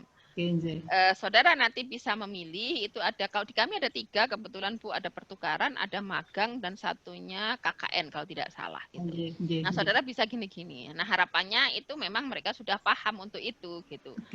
Jadi nanti kalau misalnya ditanya-tanya, itu dia sudah mulai mikir gitu, ke depannya saya itu sebetulnya apa saja yang mau. Jika 2021 itu kan harapannya kalau angkatan 2019 itu kan dia semester 5. Semester 5, semester 5. Oke, ya, kemarin sepintas kami juga dengan Bu Nani ya. Bu Nani, halo. Itu halo, juga merancang mungkin untuk angkatan 2019 gitu Bu Nani. Untuk pertukaran dengan UPN gitu, kira seperti itu. Ya, itu beberapa yang mungkin kita perlu tadi fix dari sumbernya dalam hal ini Bu Penny. Mungkin yang lain, monggo Bu Nani mau menyampaikan. Monggo. Kesempatan ini saya tidak perlu ngundang Bu Penny, nunut di UMY saja. Kita kan kemarin sudah ke FEB Bu. Kita kan mitra. Saya sudah ke FEB-nya UPN kemarin. Malah saya tidak tahu nih, kebetulan Bu ini pengen bermitra dengan kami yang sebetulnya sama-sama juga masih baru begitu. Kami mengambil kalau di UPN selain pertukaran, baik itu nasional maupun internasional, sama dengan di tempat yang lain, KKN sudah pasti Mbak Beni, kemudian juga magang. Kami memang mengambil lebih fokusnya pada magang Mbak Penny di BUMDes ya utamanya. Kami sudah bentuk kerjasama dengan berbagai macam daerah begitu. Nah ini berkait dengan kerjasama yang pertukaran pelajar mahasiswa yang dengan UMY. Nah tadi dikatakan bahwa kedua belah pihak mengevaluasi hasil belajar dari mahasiswa yang bersangkutan. Kalau kami ketitipan, kami sudah jelas rubrik penilaian dan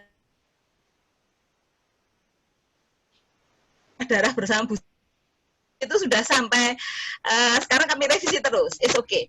Lah, kalau mahasiswanya Bu Eni belajar di tempat kami atau sebaliknya saya menitipkan atau bertukar belajar di sana, bagaimana Bu metode evaluasinya? Untuk pihak yang di luar gitu.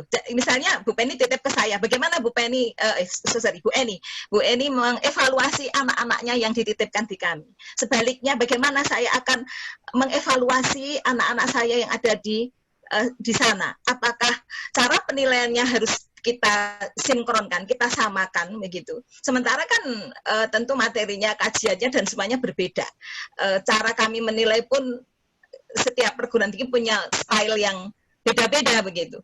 Kami mungkin sebagian sudah melaksanakan by proses, itu. Mungkin di UMY belum. Nah, ini bagaimana Bu Penny? Disinkronkankah, disamakankah atau bagaimana? Oke, matur nuwun. Yang pertama yang harus dilakukan adalah ketika itu mata kuliahnya itu gini, yang pertama adalah apakah sebetulnya nanti itu yang sudah diambil di UPN itu langsung bisa diakui di UMY. Terus itu di mana pembicaraannya? Ya tadi sebelum PKS-nya tadi. Ya. Jadi ketika kredit transfernya itu jalan, itu ya itu jadi cuma transfer kredit doang gitu. Terus yang berikan nilai yang tujuan. Tapi ada Bu, nggak mau saya, enak-enak aja itu kan. Karena kemarin ada Bu, jadi yang mata kuliah, jadi taruhlah misalnya, saya ngambil di, kita kan punya nih ekonomi pertanian misalnya, gitu. Sementara di UPN itu sama-sama ekonomi pertanian, tapi fokusnya itu kajiannya beda. Ya, kajiannya beda. Nah, terus gimana gitu kan, menilainya, itu ya tetap di UPN gitu. Tapi saya sebagai dosen pengampu mata kuliah yang di tempat saya harus tahu. Itu gimana di assess-nya di sana. Saya bisa menerima atau tidak. Kalau saya bisa menerima, itu ya langsung bisa diambil. Tetapi kalau tidak, itu ya diberi nilai bersama jadinya. Terus nilai bersamanya gimana? Nilai bersamanya gimana? Itu yang di sana di UPN ya silahkan jalan dengan yang stylenya UPN gitu. Tapi saya juga punya hak untuk tanya-tanya misalnya. Meskipun sebetulnya yang kayak gitu tuh ya udah kita harapkan, harapannya di sini itu sudah kayak kredit transfer gitu. Masa sekarang anak saya di Kasersat gitu tak tanyain, kamu asesmennya kayak apa ya? Kayaknya enggak deh kalau kayak gitu ya enggak toh mestinya. Begitu saya sains seseorang bisa ikut kuliah di mana, itu kan mestinya saya juga sudah tahu asesmennya dan saya percaya bahwa dia akan ngeses anak saya dengan baik gitu. Nah pertanyaan berikutnya adalah, apakah saya perlu monef? Ya itu gunanya di situ, perlu. Makanya kenapa kok semua di program itu dituliskan di situ harus ada dosen pembimbingnya itu di situ. Jadi perlu kita ketahui. Itu monefnya gimana Bu? Ya tanya dengan kan kita sudah ada kerjasama nih, sudah ada omong-omongan, kan bisa tanya, anakku gimana ya gitu. Ya nggak tahu, Wong sekarang itu online gitu. Anakmu itu ketoknya banyak tidurnya misalnya kayak gitu kan juga. Ditanya-tanya itu enggak pernah ada. Kalau kerja kelompok enggak, itu kan juga bisa gitu. Nah, sehingga monefnya itu yang harus ada, cuma bagaimana bentuknya itu memang diserahkan monggo gitu. Disepakati Bu. Iya Mbak Beni. Iya, disepakati kedua belah pihak gitu ya untuk monefnya. Kerjasamanya ada. Oke. Ya, di PKS-nya itu ada, di SPK-nya itu yang SPK Bu. Ya, surat perjanjian kerjasama. Jadi monefnya itu mau seperti apa, asesmennya mau seperti apa, pengakuannya seperti apa, biayanya bagaimana, itu yang harus ada gitu. Oke, itu untuk semua model ya. Itu semua model Merdeka ya Mbak Penny, termasuk untuk magang, untuk jadi guru, ikut proyek desa dan seterusnya. Semuanya harus clear di dalam SPK ya. Surat perjanjian kerja itu dengan pihak yang jadi sebelum jalan, makanya kemarin kalau misalnya dengan BPTP itu ya BPTP kita undang duduk bersama. Berarti sama-sama. Jadi ketika nanti anak kita ke BPTP itu orang BPTP sudah tahu, iki cak UGM, sesuk dhek arep belajar iki, dhek kudu ngerti iki, aku kudu membelajari dia kayak gini gitu. Ternyata nanti bulan kedua itu sudah akan ditanyakan, sudah akan dimonef, kita akan monef bersama dan sebagainya gitu. Bu Penny, misalnya saya mau memagangkan mahasiswa saya ke BUMDes misalnya, ke tempat itu, di situ. Kan setiap BUMDes kebutuhannya berbeda, Mbak. Iya toh. Misalnya saya di BUMDes sedang kami bina ini, dia tidak mudeng kon finansial. BUMDes yang lain wis maju, tapi dia tidak paham pada e-commerce misalnya, atau pada IT-nya gitu. Kan tentu berbeda, yang dibutuhkan kan tidak sama. Nah, sehingga mata kuliah yang kami bekalkan pada mahasiswa itu ya beda kebutuhan, dan dosen yang mengampu ikut membimbing begitu ya. Iya. Lah ini bahkan saya ada, kalau saya mata kuliahku itu dipakai di BUMDes sana itu, atau waktu itu kami KKN ya. Kalau aku mata kuliahku dipakai di KKN sana, aku harus yang ngasih nilai siapa? Ya Bapak, Bapak sebagai penampu mata kuliahnya, saya bilang gitu. Tak pikir terus aku penak-penak, aku rasa mata kuliah kabeh hati kayak boten, tetap Bapak karena dulu kan DPL ya Mbak Beni. Dulu kan DPL, pasrah ke DPL. Yang dituliskan di PD Dikti itu adalah Bapak sebagai pengampu mata kuliahnya. Gitu. Jadi yang Bapak. Nah, yang menarik lagi yang riset malahan. Riset boleh enggak nanti ikuti saya? Bu, ya tergantung sih, sebetulnya harapan kami sih enggak, supaya tadi saya sampaikan milio risetnya, atmosfer risetnya itu bisa gitu. Nah, yang saya khawatirkan Pak, nanti kalau ikut Bapak, terus nanti kan di situ ada tuh mata kuliahnya, ada metodologi penelitian, ada aplikasi metodologi penelitian sosek misalnya kalau di kami ada lagi nih tuh, kayaknya itu ada. Nah, jadinya itu HWBI. SKS sing biji wong siji. Karena dia ikut di situ, jadi 20 SKS dibiji EDW. Oh lah mboten. Itu harus ya semua dosen yang terkait dengan tulisan itu ikut menilai ya dalam Dengan mata itu, kuliahnya. Dengan mata kuliahnya. Makanya dosen yang berkait dengan mata kuliah. Misalnya saya meneliti tentang supply chain gitu ya. Penelitian ikut dosen supply chain. Berarti dosen supply chain juga ikut menilai dalam hal ini. Untuk riset loh, Mbak. Iya. Walaupun itu riset saya gitu. Kalau dia mengambil mata kuliahnya, jadi kalau misalnya dia itu, makanya kenapa kok kemarin itu yang kami harapkan dia bisa di LIPI misalnya.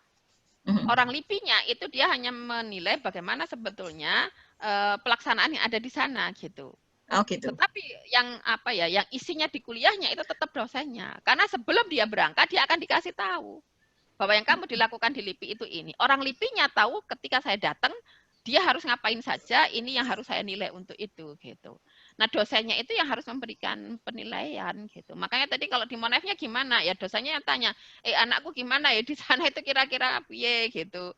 Tapi kalau misalnya tadi kalau di kuliah itu di kredit transfer tadi itu sudah selesai. Tapi kalau dia KKN dan sebagainya, dosennya harus perso bahwa yang disangok ke cah-cah ke KKN itu apa saja, dan di tempatnya KKN itu harus ada orang yang memang bertanggung jawab anaknya itu melakukan itu. Untuk apa? Untuk bisa garansi bahwa capaian pembelajaran mata kuliahnya CPMK-nya itu bisa terpenuhi. Gitu. Enggak itu nanti itu tadi. Makanya kalau penelitian dosen itu saya jawabnya rada minggir. Saya jawabnya rada minggir gitu tadi karena nanti kalau di situ terus ikut mata kuliah 5 gitu terus yang biji dari DWKB nanti malah diribut karo koncone dhewe gitu kan. Itu Mbak yang saya masih belum berani untuk yang riset karena kalau riset makanya saya di luar, Bu. Implementasinya gitu. Iya, misalnya saya meneliti tentang rantai pasok sementara yang mengajar rantai pasok kan tidak hanya saya sendiri. Sementara dosen saya ngulang orang melu dalam ibah riset saya, apa dia ikut menilai juga gitu. Makanya ini kalau kan, yang riset kita di lembaga lain, Bu. Aku katanya kok ada risetnya suara selesai. Kemarin kalau riset kita di lembaga riset tadi, memang kan yang di buku panduannya sebetulnya di lembaga riset, nggih, tidak. Itu gitu, karena waktu itu kita memang saya kebetulan termasuk salah satu yang nulis yang ikut di buku itu. Wah, ini nek ditulis orang lembaga riset engko iso dibimbing dhewe ya dikai biji dhewe gitu tadi. Terus akhirnya ditulis di situ itu adalah di lembaga riset ya atau pusat studi untuk itu dengan harapan tadi bahwa milu risetnya itu sudah kena di sana untuk itu. Ngaten. Tapi kalau mata kuliah tadi sebenarnya kalau dia bisa ditransfer sama-sama diakui itu tidak masalah. Enggak perlu jadi. Baik. Ya, terima kasih Bu Bani. Tadi harapannya kalau yang pertukaran tadi kan mata kuliahnya harapannya tidak ada yang ada di kita gitu kan. Iya, betul, yang berbeda. Kalau toh sama mungkin kajian berbeda. Kalau di UMY mungkin lebih ke syariah barangkali gitu. Kalau kami lebih di ekonomi kerakyatan. Kami orientasinya pada pedesaan gitu. Syariahnya nggak ada gitu. Jadi orang syari Mbak. Lah ini malah jadi lucu. Apa syari tapi nggak ada masalah syari. Jadi agak beda. Oke Mbak, sudah paham itu. Yang riset yang saya masih pusing ya, serasa sih baik. Saya lalu gitu dengan teman-teman. Jadi mungkin pertukaran pelajar itu sudah biasa karena sebelum ada Merdeka pun kami punya kantor urusan internasional. Di situ ada pertukaran pelajar sudah sering kita lakukan gitu. Kemudian makanya tadi saya sampaikan sebetulnya itu hal-hal di MBKM itu beberapa sudah kita lakukan. Iya. Cuma wingi ki ora dikleki label MBKM. MBKM leres. Apalagi kita yang di agribisnis sudah ambil mata kuliah di ilmu tanah, ngambil di agroteknologi, ngambil di hama penyakit.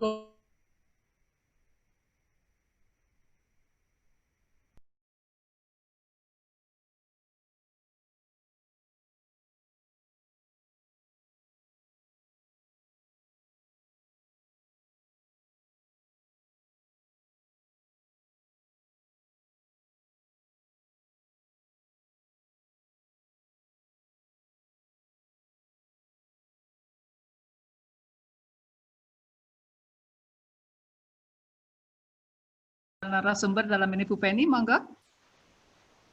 Dari prodi lain juga boleh, ada Bu Inaka. Bu Neni atau mungkin dari siapa? Bapak Ibu dosen agribisnis, monggo. Bu Nana? Atau yang lain, silahkan monggo. Pak Indardi nggak ada apa ini? Oke, sinten? Saya Bu Eni. Nggih, monggo. Oh, monggo, Pak Heri. Pak Heri. Nggih. Dari Purwokerto. Nggih, Bu. Nggih, Pak Bu Heri. Eni dan juga Bu Penny nggih, matur nuwun sekali. Menarik tadi yang disampaikan. Saya mungkin fokus mau tanya ke magang, Bu, ya. Karena kebetulan saya dan Pak Fauzan yang kalau di Prodi itu mengelola magang. Dan ya memang betul ya kalau yang kaitannya dengan tadi ya misalnya dengan kampus lain di luar negeri pun kita juga sudah melakukan meskipun karena saat ini ada COVID jadi berhenti gitu ya. Yang kemudian menarik adalah di magang itu kan ada skema sampai 20 SKS gitu ya Bu ya. Kalau di MBKM ini. Nah, sementara kalau misalnya nanti dialokasikan ke sana otomatis kan dia akan ini kan trade off ya, artinya dia mengurangi SKS yang lain gitu ya. Nah, itu gimana teknisnya? Artinya kalau misalnya magang mau diberikan alokasi sampai 20 SKS, otomatis mata kuliah yang lain mungkin akan tergantikan ya. Kalau sementara kalau yang di Prodi itu cuma ada 10 SKS kalau nggak salah Bu ini ya untuk pilihan gitu. Nah, itu gimana kalau misalnya memang mau ke sana? Meskipun saya juga tertarik karena kalau 6 bulan pasti banyak skill yang kemudian skill praktis yang nanti akan banyak didapatkan oleh mahasiswa. Itu yang pertama. Kemudian yang kedua, saya pernah mendengar beberapa perguruan tinggi yang mencoba link match ya dengan industri kaitannya di proses magang ya. Selama ini kan kadang-kadang kita lulusan mau diterima di perguruan tinggi itu masih masuk manajemen trainee ya. Artinya berarti kan sebenarnya belum match gitu ya antara yang dibutuhkan oleh perusahaan dengan yang diproduce oleh kampus gitu ya.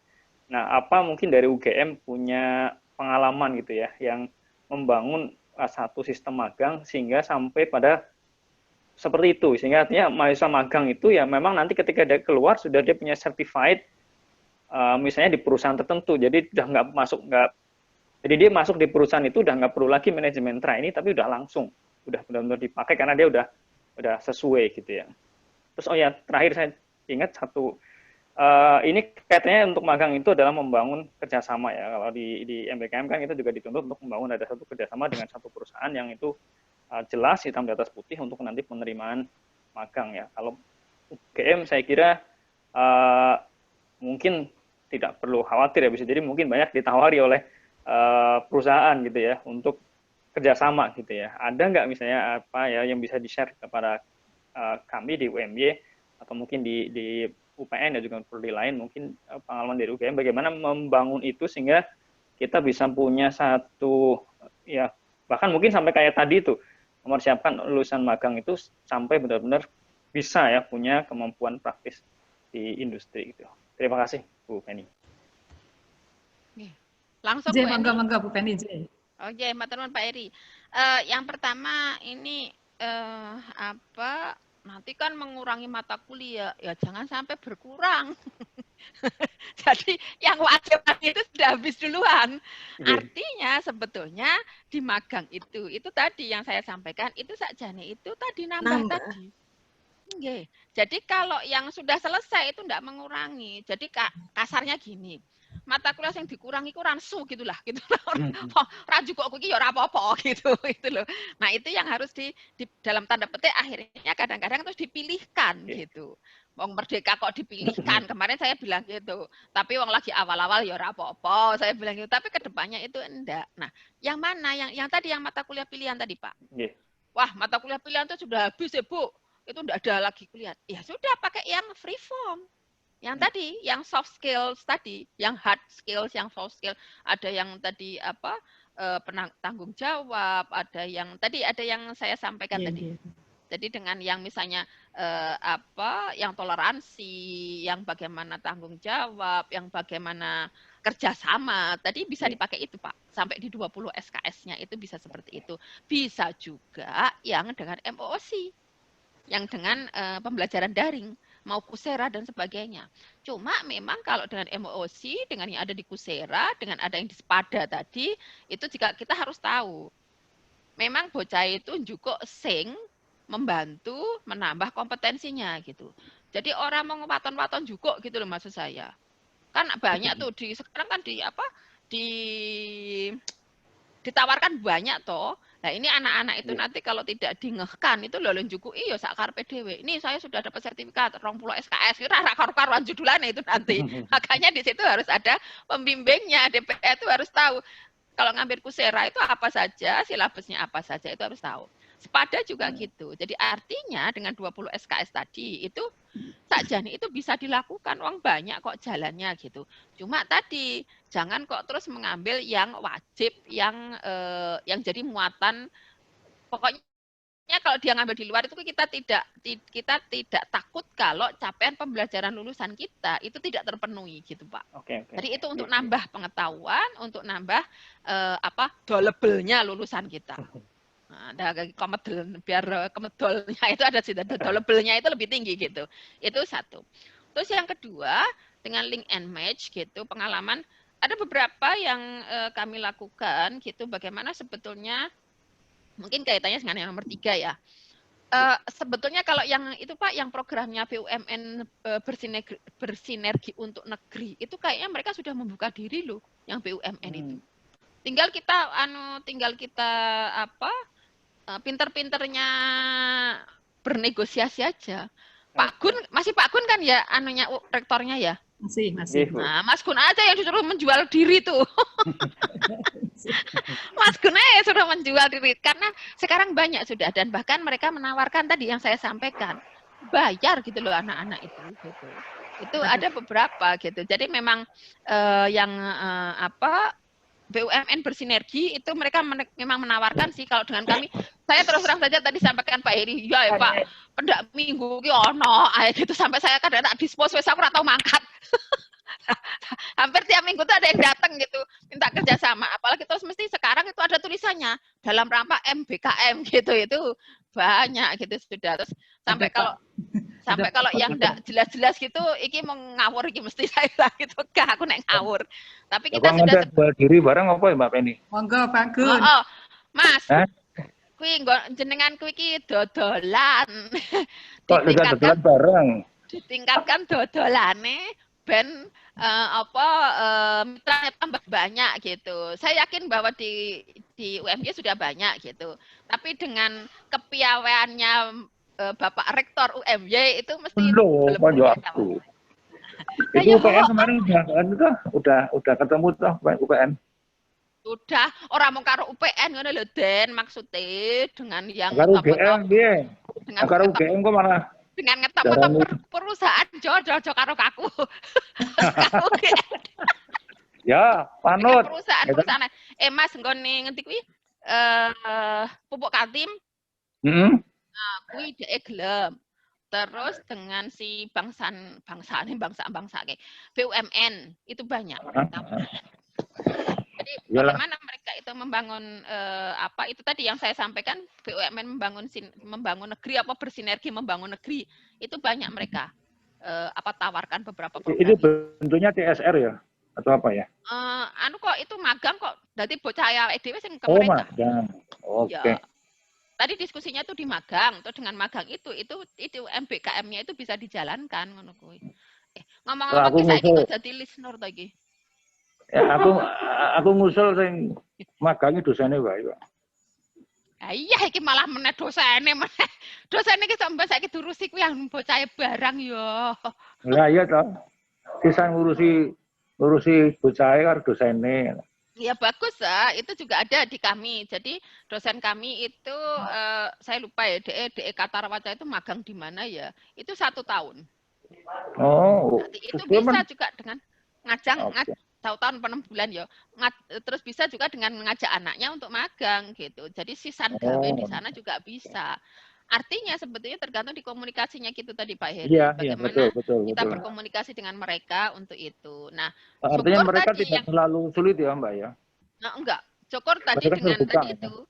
Jadi wes omong-omongan bahwa engko aku niteke bocahku, itu bocahku neng kono iku mestinya dia itu saya mohon untuk bisa dididik ABCD gitu. Itu yang kami lakukan gitu. Oke. Kalau misalnya yang kemarin kalau tidak salah itu BI itu malah sudah siap dia dengan lebih rapih gitu loh persiapannya dia untuk ini. Terus itu sama kemarin yang sudah kita bicarakan di petrokimia itu juga sudah. Pupuk Kaltim kemarin juga sudah mau ngajak untuk itu. Untuk yang fakultas pertanian nggih. Kalau Visipol itu banyak di kami. Visipol itu wong Karang ono Pak Tek jadi ono Pak Tek ono Arif Wipayana jadi ya banyak. Nah, terus tadi Pak Heri yang berkaitan dengan dengan sampai lulus gitu sehingga mereka tidak perlu manajemen training. Ada beberapa skim di kami. Jadi skim magang yang memang akhirnya perusahaannya sendiri itu yang ngambil karena memang dinilai qualified gitu. Atau memang yang kita desain itu sejak semester 3 itu kami dengan PLN itu sejak semester 3 itu PLN itu sudah memberikan sudah mulai dengan talent scouting gitu. Itu juga ada. Jadi program itu juga ada terutama teman-teman di diploma gitu. Jadi mulai semester 3 atau 4 saya lupa. Itu mereka sudah talent scouting. Terus sekalian nanti DE KL-nya di situ, magangnya di situ, nanti skripsinya juga di situ dan keluar itu jadi sejak semester 4 kalau tidak salah atau semester 5 sudah jadi pegawai PLN. Wah, enak ya. Ya, ada program itu pernah waktu itu saya di sekolah vokasi saya ngurus itu. Begitu Pak Heri yang bisa saya sampaikan. Itu mumpung ada Pak Rektor itu loh, itu mintanya banyak-banyak gitu. Oleh salam ya Mbak Penny. Siapa? Oleh salam jenengan. Salah siapa? Mbak Silvi. Oh, pas ketemu. Monggo ada lagi. Oh, saya tak nanya ya. Monggo. Monggo. Bapak, Ibu. Bu Eni, saya mau nanya ke Bu Penny nih. Monggo. Bu Penny, tadi disampaikan untuk yang magang sampai 20 SKS. Terus kalau itu sebenarnya bukan magang saja, tapi digabungkan dengan mata kuliah. Magang, skripsi sekalian dengan mata kuliah. Karena kenyataannya gini, waktu itu di Agrotek mahasiswa kami itu pernah di salah satu perusahaan magang di situ, terus diminta untuk penelitian juga di situ. Ya. Artinya kan kalau ini memang bisa dilakukan katakanlah 6 bulan. Kemudian di penelitian yang dilakukan atau yang di magang yang dilakukan itu ada ada ilmu yang memang terkait dengan mata kuliah yang memang sudah ada. Baik itu wajib maupun pilihan. Nah, kalau dari yang sekian SKS itu kami jumlahkan sesuai ini bisa dilakukan selama 1 semester di tempat lain itu gimana? Boleh, dengan magang diakhiri dengan skripsi itu boleh. Enggak, artinya dengan SKS-nya ditambahkan dengan beberapa mata kuliah yang lain gitu. Iya, enggak, bisa. Enggak. Itu enggak harus dipilihan ya, artinya mata kuliah itu mungkin sebenarnya itu juga.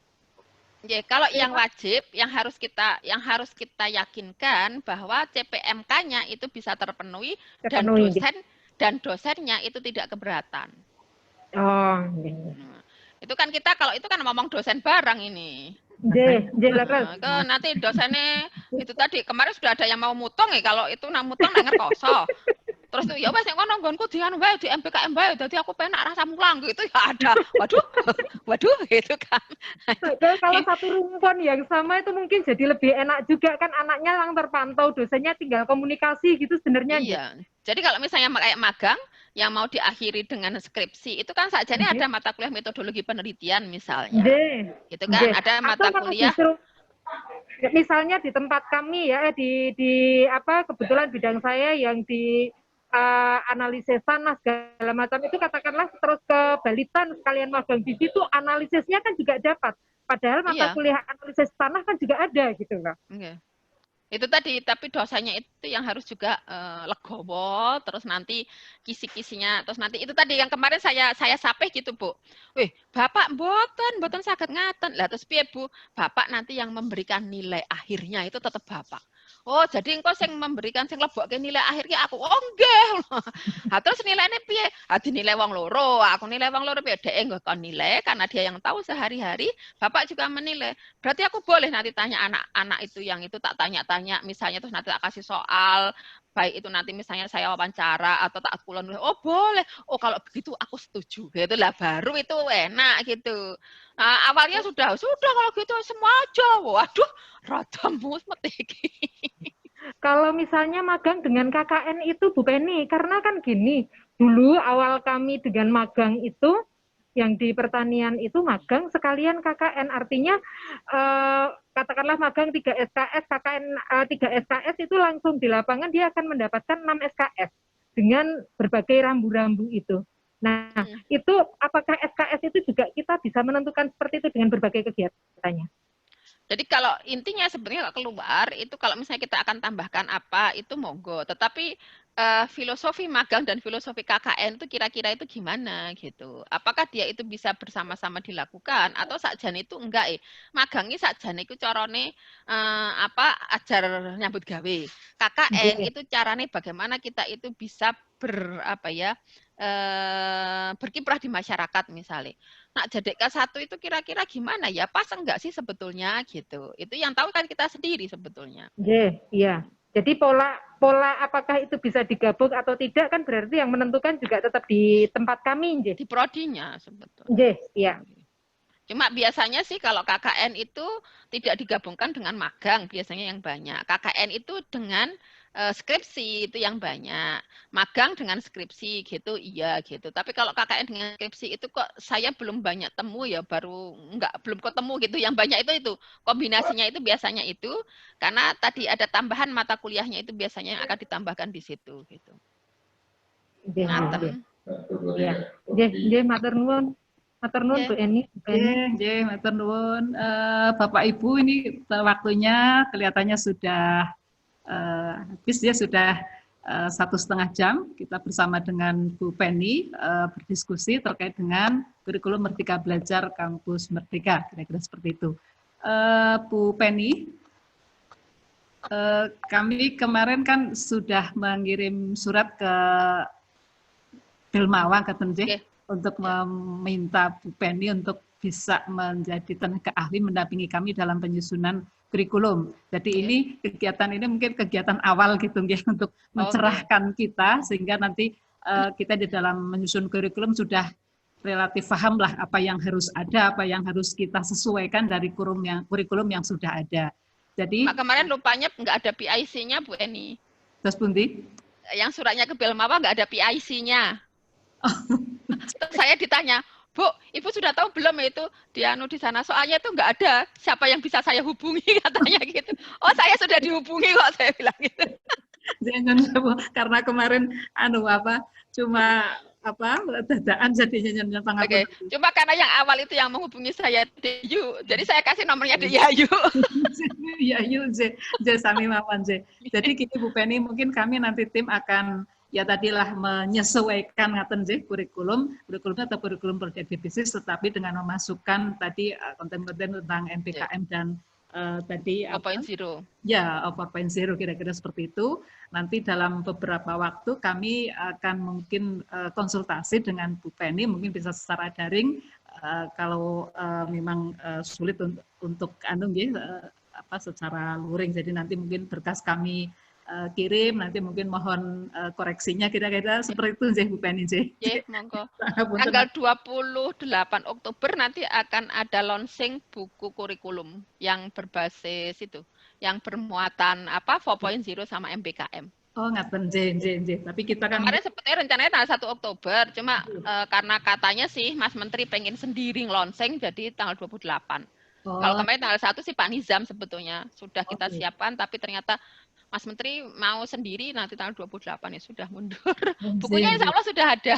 Oh, tapi kan kita mungkin perlu ini ya untuk menyesuaikan itu. Nanti kami kirim ke Bupati tentunya dengan kemarin kita sudah berkoordinasi dengan UPN, dengan prodi-prodi yang ada di UMY ini. Kira-kira ngaten Bu Penny monggo. Yon matur nuwun sudah. Sami-sami. Berkali-kali merepotkan. Enggak apa-apa. Kalau misalnya yang tadi Bu, yang peraturannya Pak Gun tadi, Pak Rektor tadi, kalau mau dikirimkan monggo. Ada soft-filenya ada, soft-filenya ada tentang peraturan Rektor pedoman kebijakan kampus Merdeka itu sudah ada Pak Gun nggih. Mas. Lagi di mute, masih di mute kuy. Masih di mute. Isih di mute. Sudah dibuatin kok.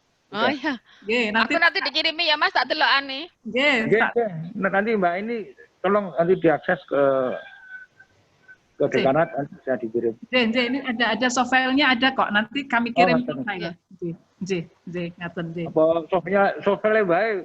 Soalnya komentarnya diganti kok Oktober.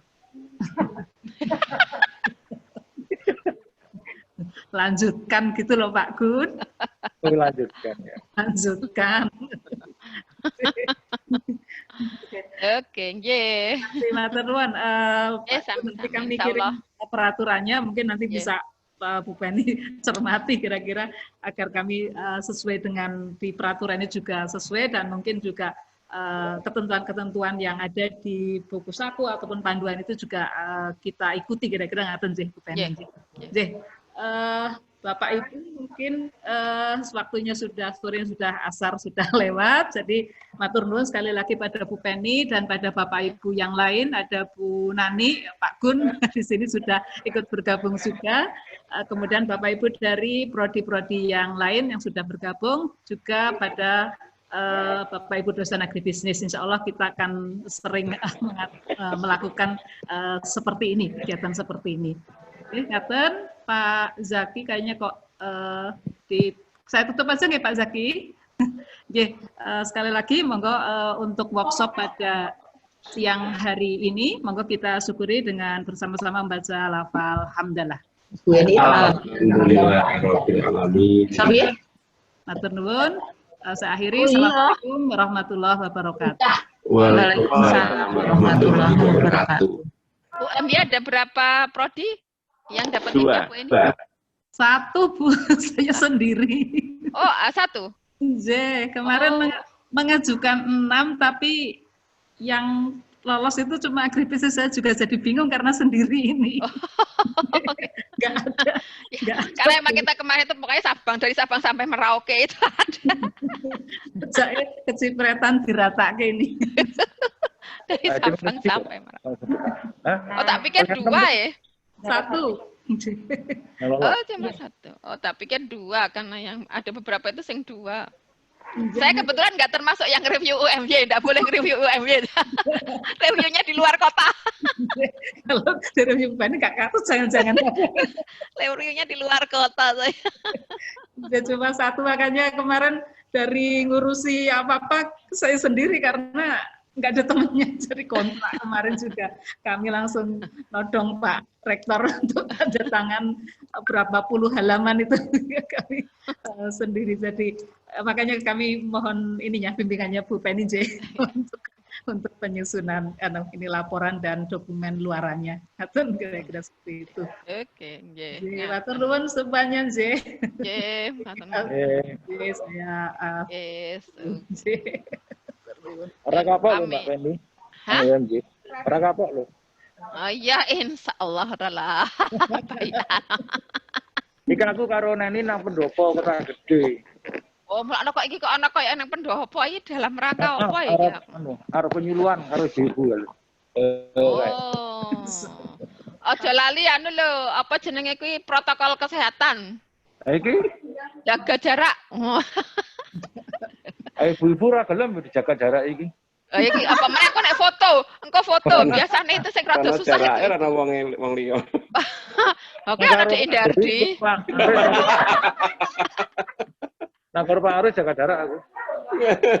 Pak Indardi jaga jarak mesti. Nah, ini huruf-huruf ini, Mbak Penny. Ah iya kuwi. Apa meneh ku anggere arep foto ngono kae terus jare, "Iya Bu, kita jaga jarak." Begitu foto itu cerak-cerakan. Piye ta iki aku? Oke. Nggih, matur nuwun Mbak Penny, nggih. Kolaborasi, nggih.